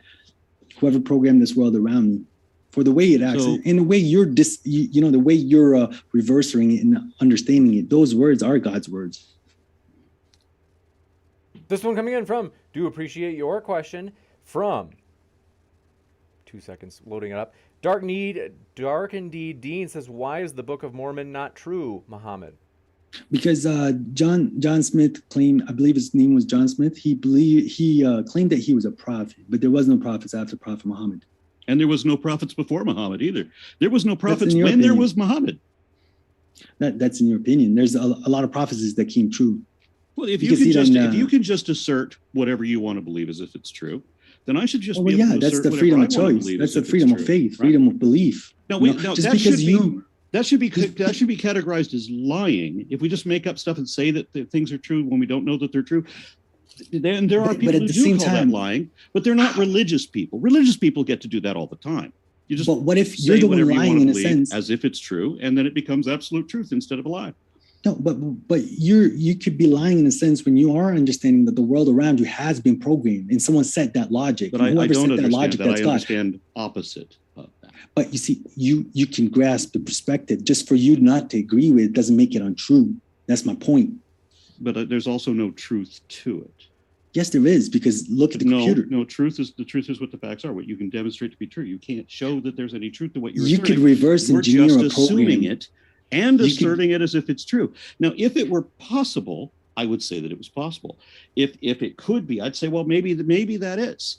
But that would be the honest thing to do. But what you're doing is not saying that maybe it's like that. You're saying it is like that, as if you know. Because pretending to know things no one even can know is what religion is all about. But aren't you the one doing the exact same thing? You're saying that you're just asserting an assumption that nothing is programmed around you. That just, but it obviously is, because you're reverse programming. But it's obviously not. If there is no evidence for something, as I said in my opening presentation, what is asserted without evidence can be dismissed without evidence, especially when there's not even a possibility present. But if we could mimic the location, if we could, of the but sun, since we can't, then you don't have anything to go on.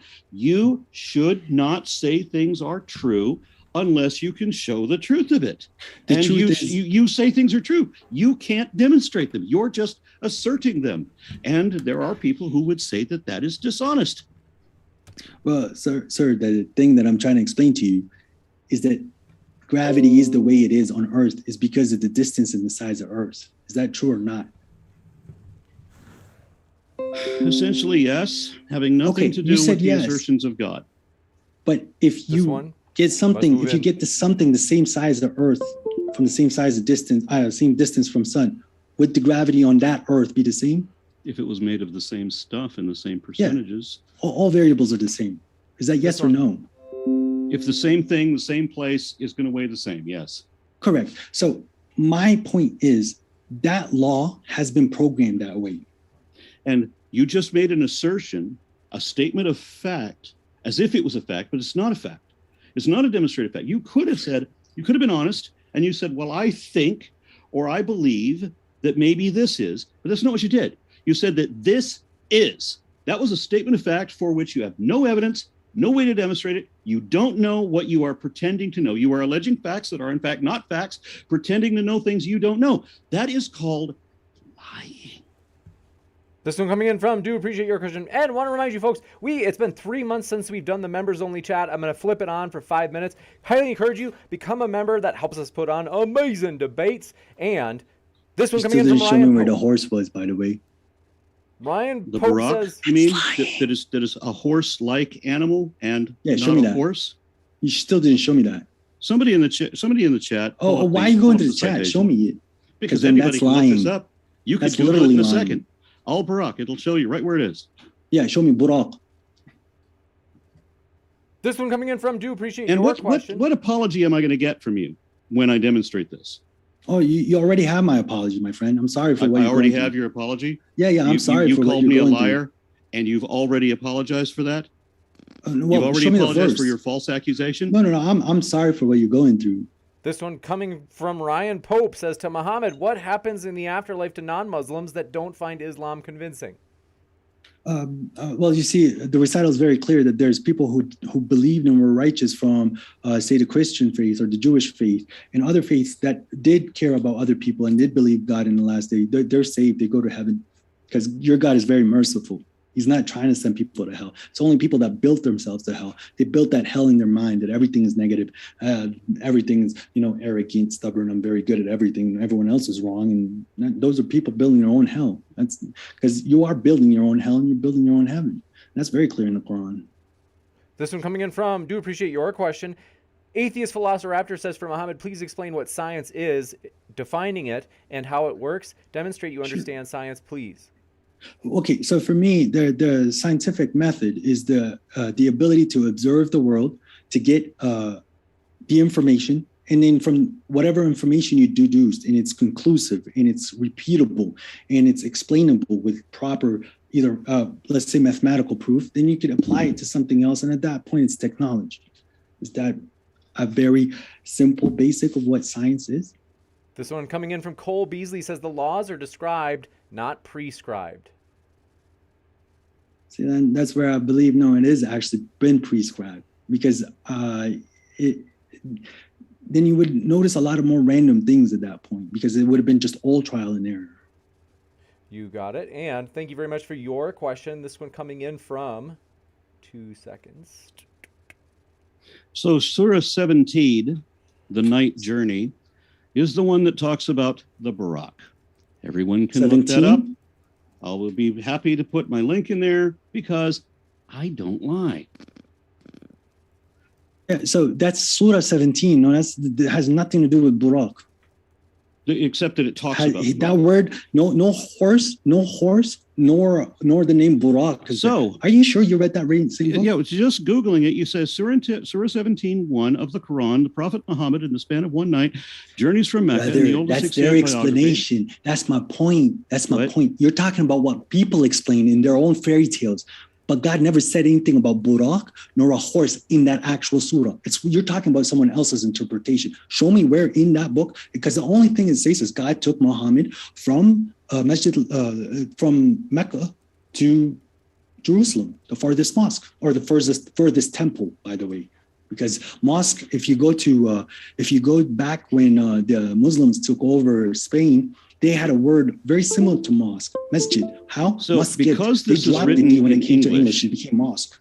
The reference to the Barak says, then a small white animal, which is smaller than a mule and bigger than a donkey, was brought to me. The animal's step was so wide that it reached as farthest point. Brother, which verse is this? You're talking hadith again. I'm talking about the word of God, not the word of people attributing to Muhammad. See, I think you're failing here, because it's not. You're just making assumptions about the Quran that it's not there. I gave you 17, not the word of God. I gave you Surah 17.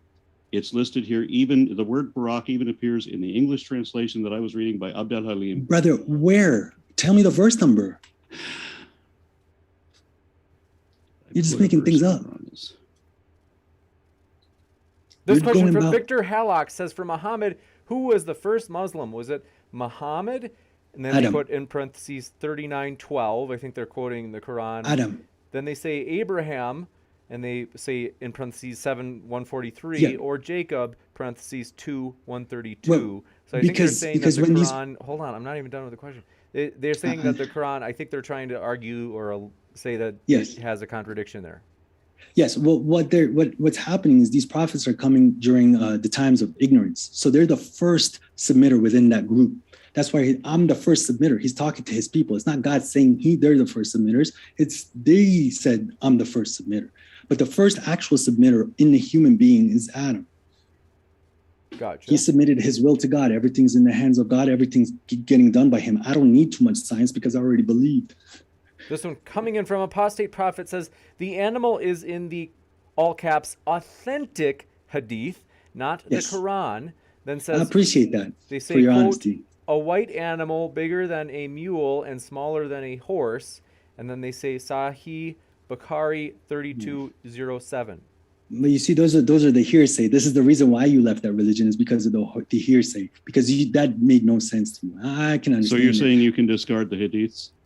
Most of them, yes. And this is where How would you know which ones you can discard, which ones you cannot? If they contradict the Quran, and if the Quran contradicts the Quran, then what do you do?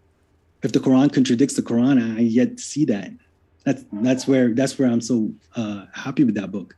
But I apologize. I'm still waiting for the word Barak. But yes, that gentleman that had a debate with Ali Dawah, and Ali Dawah wanted to, show off, which is against the recital, and that's when Ali Dawah looked bad. But you know what? He tried his best. But again, they're going off the hadith more than the Quran, because the Quran says that. The Quran says there's going to be a time where the people are going to forsake the book. They just repeat it, but they're not thinking about it because they're not allowed to think about it. This one coming in from Cole Beasley. Sorry, there are several questions I'm behind on. Said the laws are described, not prescribed, Muhammad. I understand them, but I believe that they're pre-programmed and they're just going to where they're supposed to go. So it's the thing like evolution. Like, God said that there's a cell, and then this cell is going to end up like a human. How it transforms, that's the programming that it's unveiling itself. Like we're having the same thing. So us as a human, we could put certain thoughts in ourselves and we can let go of certain thoughts. And the whole point is to let go of everything because death is coming. This one coming in from Greatest Ever says predestination or free will in the Quran. Both. So predestination in the sense that everything around you has been programmed. You have the choice to take any path you want. So you could, for example, take the path that God doesn't exist. That path is set out. So you're going to be a very scientific person. You're going to see logic and deduce in a certain way, while someone says, no, there is a God. And they don't need those extra proofs for themselves because they're seeing it in their own perspective. Those are the polar opposites. So I believe that everything has been pre-programmed, but you have the choice to take what you want. And there's a verse saying that, some people say, well, we wouldn't have been polytheists except God made us that way. No. You picked that on your own. This one coming in from Just In Prince or Arabian Princess says, Muhammad, Quran says it's explained in detail. Can you explain what Messiah means without going outside the Quran? No, well, you see, the Quran tells you that God sent the Torah, which is guidance for people and a light. So he's telling you to read the first 5 books of the Old Testament. He's saying that the people of the gospel should judge what is in the gospel. So he's saying to you that there is a gospel, which is the first 4 books of the New Testament. And any contradictions, the Quran supersedes them. So this is where we get the idea of the Antichrist. And you could clearly see, whatever his name is, Kanye West calling himself Jesus, deceiving many. But anything that's contradicting the Quran, that's where the Quran takes a point when they're saying Jesus is a third of a God, but then you got to think of it was God 0.6666% for 3 days, and it's not a one at that point. And that's where God is supporting the gospel, the Psalms of David, and the Torah. And again, the recital is just correcting all the mistakes that people added later. Coming in from and the funny thing is, the same science that you're using for to deduce the truth, you have to do on the Hadith. This one coming in from Lands says, Jesus for the win. Justin Panett says, can we get both participants to agree on a definition for what constitutes, quote, scientific evidence? Well, I need scientific evidence that the recital has the word block. It has to adhere. It has to be, pertain to scientific methodology and principles. And be based on those. I apologize, but if I say that science is based on scientific methods to deduce or to extract how valid an hypothesis is that incorrect? I wasn't able to hear that. Sorry. I said for me to believe that using the scientific methods to deduce results or conclusions using the scientific method, is that a science or not? If you use the scientific method, then by definition, it would be science. But if you're just believing authoritarian dictates because of the logical fallacy of circular assumptions, then that is not science. But then that's where I'm coming to a point where the recital is a science on its own. But it's not. It's just a circular assumption for which you will never accept any evidence that it's wrong. Actually, I would. I really would, because I put it under that lens. Somebody asked you before, what would it take to change your mind? You said nothing. At this point, no. But there was times where I did look at it at a very, so at very this point, difficult. what would it take to change your mind? But at this point, I got my clear evidence that it's truth. But at this point, what would it take to change your mind? My friend, I got my clear evidence from the natural world. So at this point, the answer is nothing. Nothing. So you're beyond reason. But it's the same to you. No, it isn't. But you're making the assumption that you're correct. I know what I know, and I can show what I know. It's impossible for something to be better than you and make itself command this world and be completely invisible. That's impossible for you because you can't imagine it. But me telling a dog that I can take a picture from one side of the earth to the other, he can't believe that, but he can see it happen. You have no idea what you're talking about. You're trying to cast a position on me that I do not have. Well, you called me a liar. I'm still waiting for the word Burak. Well, as was pointed out, I think you make your own assumptions. Surah 17 talks about how Muhammad went to. The devil decorates your deeds, thinking that you're guided, but you're definitely. There is no devil. Yes, there is. And you went to one of his conventions. You were thinking it's jokes, but but there is no devil, and it wasn't one of his conventions. Oh no, there is satanic coming in thoughts. From David says for Muhammad in Surah sad 30 through 36. It speaks of Solomon. Thank you. Says it speaks of Solomon slaughtering horses and flying the skies, in the skies. Can he explain that? No, in that verse is that Solomon, he used to have a love for breeding horses and having a lot of horses. And then he realized that he had too much love for the horses and he was forgetting to remember God and what he was supposed to do. So he got upset and he started flanking these horses, but then he went and turned back to God. That's the story. There's nothing about flying horses or killing horses there. He's just, he's just upset. So he was hitting them because he was loving the worldly life over the hereafter. That's what happens with a lot of people. They rather have it now than later. But I believe that there's a later. I believe I was offline. I came online, and he's going to put me offline. He's going to bring me back online. I believe that because I can see it in front of me. This one coming in from XX WLZ. XX says, what is his view on sex slavery? Oh, brother, there is no such thing as sex slavery in the recital. One of the best things you could do is, in the word abid or worship in Arabic, it actually means, like, to me, when I'm worshiping God, I'm working for God. So when I see a hungry person, I go feed him. When I see something that needs to be done, I do it. Not for myself, because that's my responsibility. But having a sex slave, that's absolutely nothing to do with the recital. Except that it actually does go into detail multiple times about Can you show me where, please? How there will be virgins created for you in heaven, and they exist only for you. They didn't already exist on the earth. So you get to go to heaven. You get to take however many wives that you have or wanted, but then you also get these virgins that were specially created for you there. They're essentially sex robots. That's not true. They're your wives in heaven. It's just like how you have. They were created to be your wives. They don't have any will of their own. Just like how girls were created for you to be their husbands. In you're a husband of a wife. Yeah, it's the same mentality. So then you go to heaven and you have these people that were created. They're virgins, and they exist just for your sexual pleasure. That's the purpose of their existence. That's not true. They're your wives there, as well, your wives. So you still have to work in heaven, just like how you're working here. But there's no more stealing from you. You get to build. You get to do whatever you want without asshole or negative people breaking your work, stealing from you, making everything dirty, breaking, causing war. That's what heaven is the ability to do what we're doing here, but without the pain. For one more, Ollie P says, if the Quran is open to so much interpretation, what is to say that Aron's interpretation is wrong, Muhammad? That's not what I'm saying.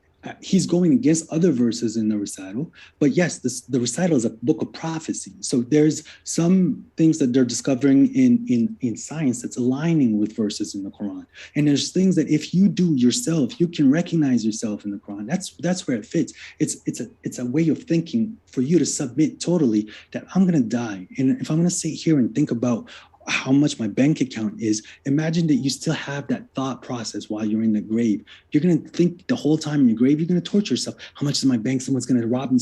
But if I die, I'm going to be like, it's in the hands of the Lord. So I'm all right. I know that's funny. I'm not going to be thinking, but there's no way to prove that. I personally died. And I still had my thinking.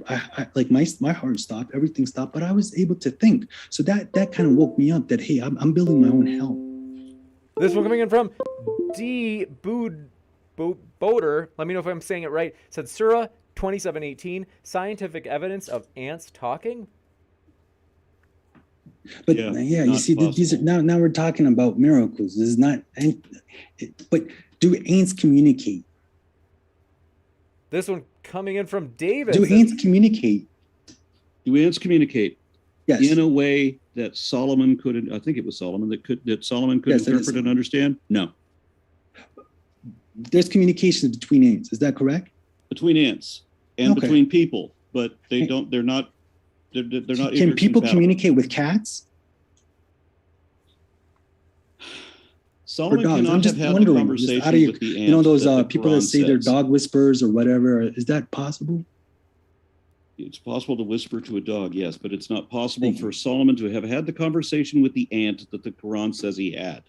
All right, sure. But it is possible for evolution to occur, just like how I'm still waiting for Barack, but you called me a liar.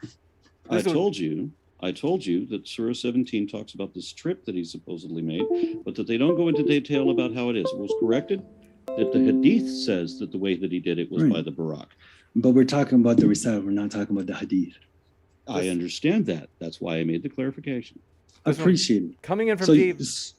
So They Were said, you wrong about that? David It said, was talking about how he took the trip, but it didn't explain how he took the trip. So the answer to that question came from the hadith.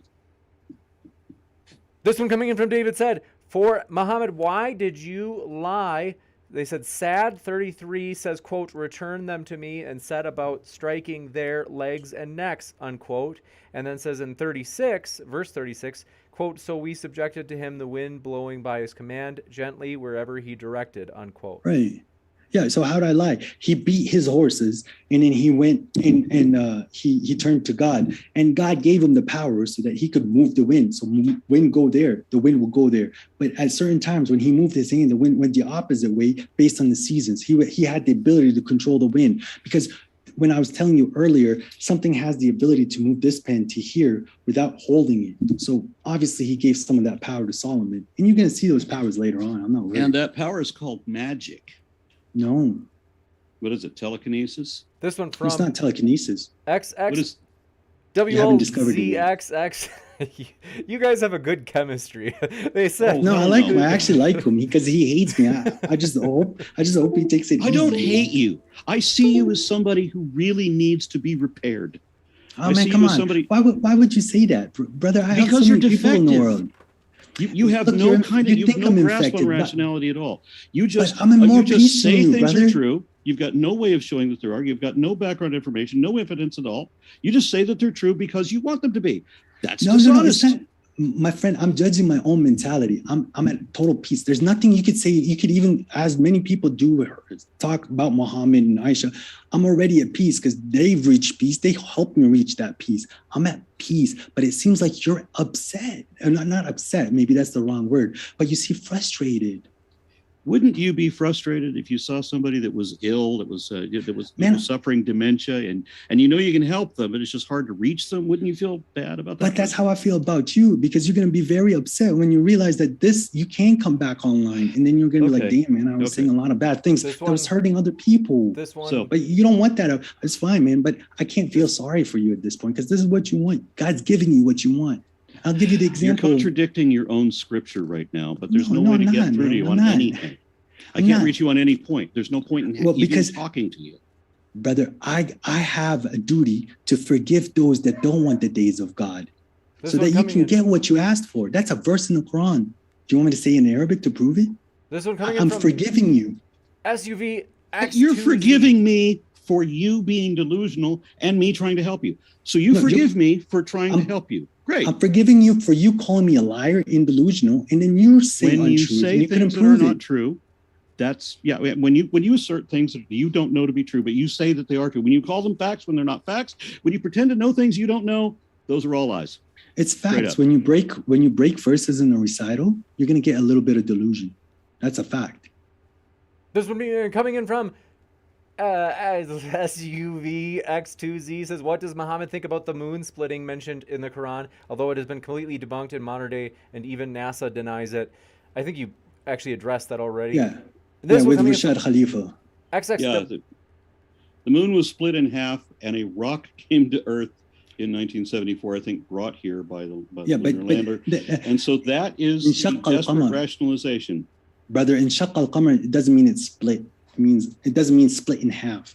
But again, let's go to the hadith and see what. So how are people going to notice when you look at the moon? When Muhammad shows them the moon 240,000 miles away, we're going back to look, hadith. I just split the moon, and are they going to be able to see that a single tiny rock, an 8-pound rock, left the moon from 240,000 miles away? No, that's not how it was interpreted at all. But at the same time, is it possible for the moon to be split and put back the exact same location? So what kind of evidence do you want at that point? The same reason it's not possible for Solomon to have that conversation with an ant. And it's the reason that Muhammad doesn't have the telekinetic ability to change the wind. But there is a proven fact that this book helped Muhammad overtake both the Byzantine Empire and the Roman Empire because of the way of thinking, that mentality. I would took him farther than you'd ever go. Against using the word proven fact, because they do not mean, unsupported history is not proven fact. Unsupported assertions do not equal proven fact. Wait, when history doesn't prove? When you assume that a military victory was then attributable to a book of magic stories, That's your assumption. That's not a proven fact. No. The victory is because of the mind, the state of mind that they were in. They were completely submitted that it's going to go through God's words. So we're in physics with God. As long as I do the right inputs, I'm going to get the right output, my friend. In the battle as well. Sorry, what was that? Sorry. That and the 1,000 angels that apparently were invisible and didn't do anything, but were participating in the battle as well. Correct. There's angels. They can take you off course. So that makes me easier to overtake you in a battle. There evidently are no angels. And evidently are no devils. Of course, because you can't see them, right? Is that it? I said evidently. There's not just that you can't see them. There's lots of things we can't see that we can prove are still there. But you get angelic thoughts. This one coming in from XWLZ. XX says sex slavery is in there. It says, quote, "It is lawful to whom your right hand possesses," unquote. Plus, Islamic heaven is just a brothel. How empty is that kind of afterlife? Clearly made up male fantasy. It also allows that you can have sex with your female slaves, that they are your property. You can do what you want, and you can have slaves specifically for the purpose of sex, and then you also get sex slaves in heaven as well. We'll give you plenty of time to respond. I like how you make up a lot of things. I like how you make up me making shit up. I'm not making it up. You are. It's in there. Where's Burak? And show me the word sex slave. I told you, it's told the story of him making the trip. Didn't explain how he made the trip. Brother, I know what you're saying, but it still goes against the fact that it's not in the recital. We're talking about the recital in the Quran. I'm not talking about the hadith. The hadith ruled lives. I'm talking about the Quran. The hadith that's accurate doesn't say stuff like that. The hadith and the that's hadith accurate. that help the nations, people, we don't sit here and talk about hadith that's hurting people. But you know what? There's hadith that's also going against nations. They don't talk about it. So the hadith is one topic and the Quran is another thing. You're talking about hearsay and possible things Muhammad said, and in the word of God. You can't contradict the word of God. We are talking about what the Quran says, that it says that you can have sex with your female slaves. It never does the moral thing and says that you shouldn't have slaves. No, you can have slaves and you can have sex with your slaves, and they just have to submit to you. Brother, where's the female slave part in the Quran at all? It's the people you give your oath to. That's what it means, your right hand. Iman. Yaminakum. From the word you oaths. own. And when the Quran says slaves, you can have sex with your slaves. Where does this word okay, once again, if you want to discuss the content with no, I want to see where you're getting these verses somewhere from. else. We're not doing that here. We must wrap up. We want to say huge thank you to our guests. It has been a true pleasure. They're linked in the description, folks. Highly encourage you. We've got 2 big debates tomorrow, as mentioned. If you haven't heard, it is going to be a big one on whether or not porn is harmful for society. That's tomorrow night, as well as at the bottom right of your screen, who was Muhammad? David Wood, Acts 17 Apologetics against Muji. That's going to be a juicy one tomorrow morning. So we'll hopefully see you for that one. Hit subscribe. That way you get a reminder. And one last thank you. We really do appreciate you guys. Aron and Muhammad, it's been a pleasure to have you. Thank you. Thank you guys very much. I'll be back in a moment, folks, with a post-credit scene. Stick around. Do you know what a blessing is?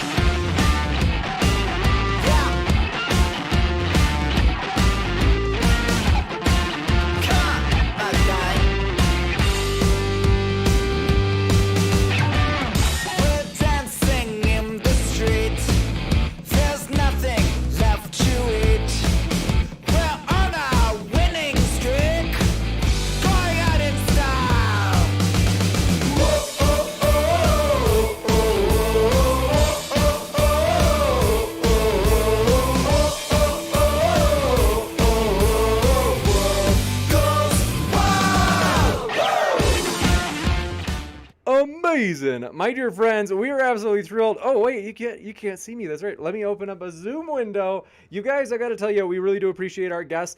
The speakers are the lifeblood of the channel. There is no doubt about it. And so let me just see what I can do here. 2 seconds left, James, and after show. You, my friends, I am thrilled to have you here and want to say thanks for hanging out with us tonight. It was a lively one to be sure. Want to let you know about some upcoming debates. As mentioned, this big juicy one at the bottom right of your screen, you don't want to miss that. More Muslim debates coming up, as we have that one tomorrow morning. But we also have a lot of juicy, controversial political ones coming up in the next several weeks, including the one that I had just mentioned. You guys, I am pumped for this tomorrow night. You don't want to miss it. It is Kat and Dr. E. Michael Jones, who you can see at the bottom right of your screen. I will be moderating both of those tomorrow. So I hope to see you here, my dear friends. And I've got to tell you, our story is just beginning. If you are new to Modern Day Debate, I have to let you know we have a vision that we are absolutely determined to fulfill, namely providing a neutral platform so that everybody can make their case on a level playing field, no matter what walk of life they are from. We want to say thank you guys for being with us, no matter what walk of life you are from. And we are a neutral channel, so that means we don't have any videos that take a side and say, man, that person was great, or man, that person was terrible. We instead let you, the audience, leave your comments on who you think was most persuasive, what arguments you thought were most or least persuasive, and why. People really do enjoy getting to see other people's thoughts on the arguments and the debates. So we invite you to weigh in on who you think was most persuasive. As I mentioned, we, as a neutral platform, do not do that, as we want to be as fair as possible, including in our videos that are separate from the debates. So we pretty much only host debates if you're new here.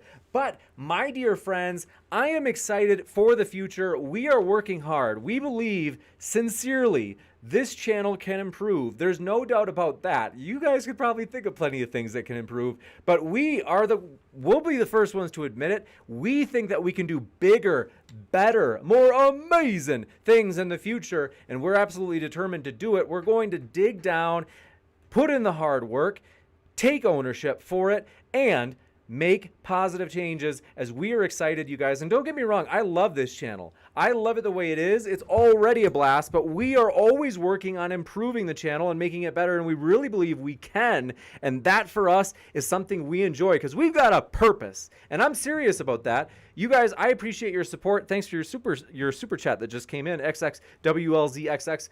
Thank you for your support. We've got a purpose, and we appreciate you guys being a part of it. And even if you're like, I've never given a super chat, it's like, hey, just by being here, that helps the channel. No joke, it really does, because we want to have an eclectic mix of different people from different walks of life that make up the Modern Day Debate community. So we are glad you were here, as you are you, and there's nobody else like you. You really do help make this a more diverse, more eclectic mix of a community here at Modern Day Debate. But other ways that help is, thanks for hitting that like button. If you haven't yet and you're like, hey, yeah, I gotta admit, it was a fun Friday night. I enjoyed this debate. Hey, go ahead and crush the like button. Destroy it like it's your worst enemy.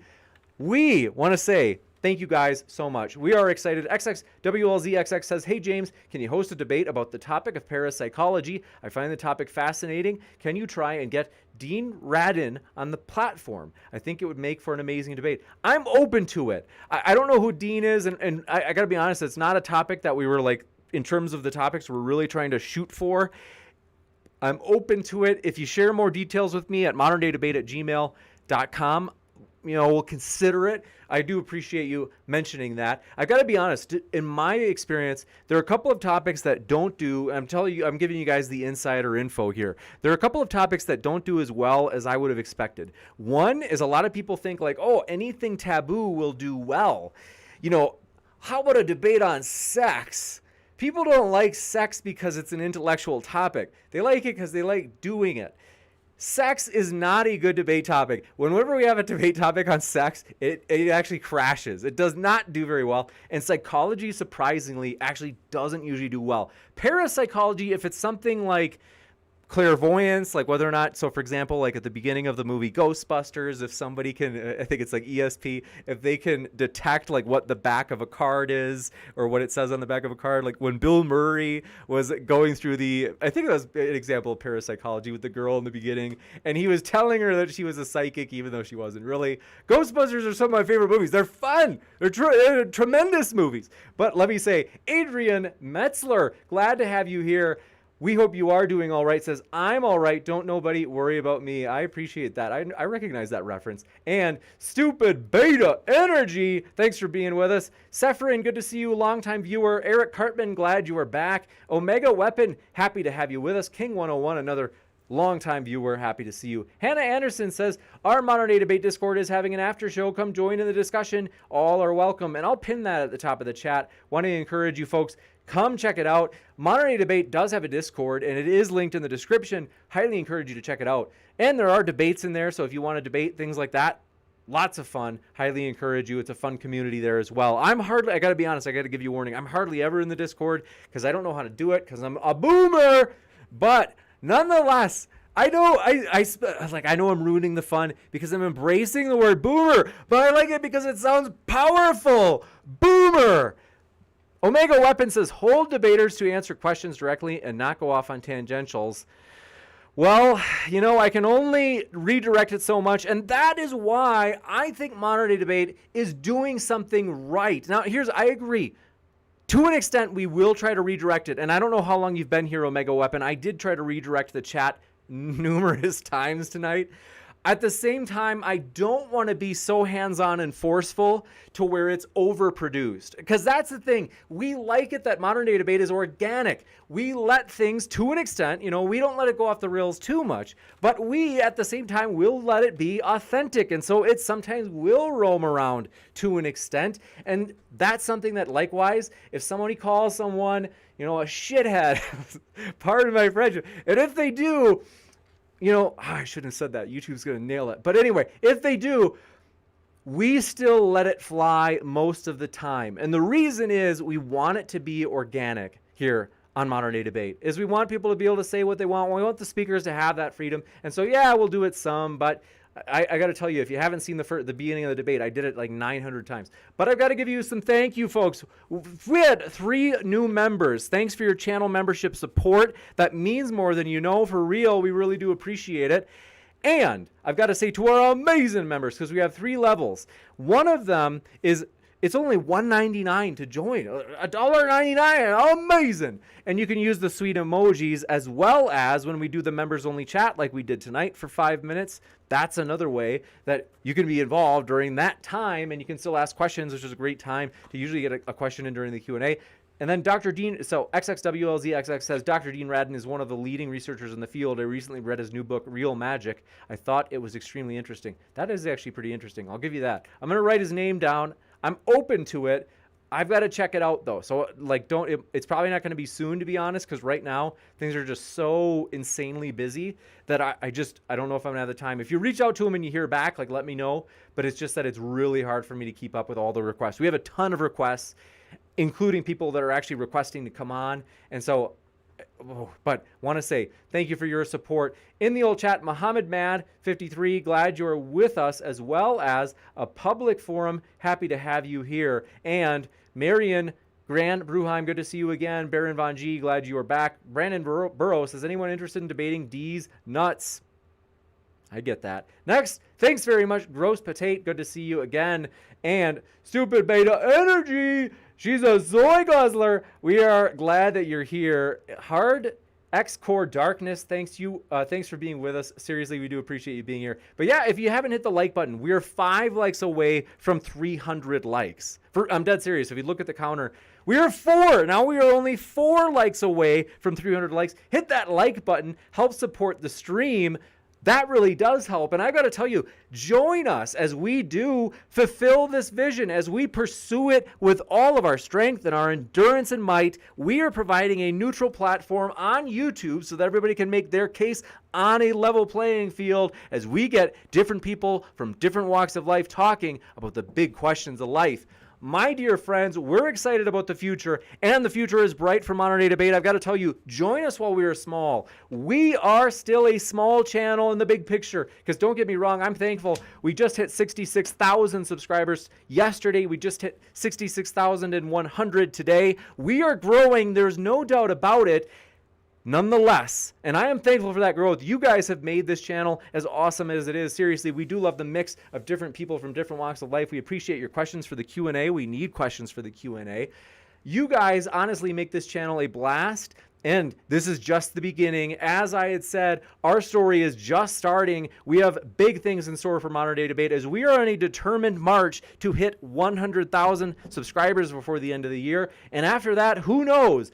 We are absolutely determined, my dear friends. And so we are working on finding new ways that we can get better, taking responsibility for the things that we have done where we're like, you know what, we can do better at that. We've got to take responsibility for it if we're going to improve, and we are going to. So I encourage you, join us. We are the fastest growing neutral platform on debate, on YouTube, no doubt about it. And want to say thank you guys for all your support, though. I love you guys. Thanks, Stardust. Good to see you there in the old live chat. And Omega Weapon, glad you were with us, as well as Stupid Horror Energy, Beta, and Sideshow Nav says 300 or more likes. Keep them coming. We're at 305. We need 5 more to get to 310. Consider hitting that like. It's your good deed for the day. If you want to do another good deed today, hey, now's your chance. Hit that like button and do yet another good deed before your day wraps up. Want to say thanks, though, for your support. Thanks, S-Ben, for being with us. S-Ben M, as well as Rest in Space. Thanks for being with us. Soundwave, glad you were here. D. Ross, glad you came by. And Great Jedi, happy to have you with us. Omega Weapon says Nate Thompson versus Professor Dave, Flat Earth permanently fails. Juicy topic. That could be a lively one, no doubt about it. I want to say thank you guys for all of your support. We're excited about the future. We're excited to have you with us. And so join us as we do fulfill that vision of providing a neutral platform for everybody to make their case on a level playing field as we get different people from different walks of life talking. So thanks, everybody. I hope you have a great night. And we love you guys. I'm excited to see you tomorrow morning, so I've got to get going. Thanks, everybody. I love you. I'll see you soon.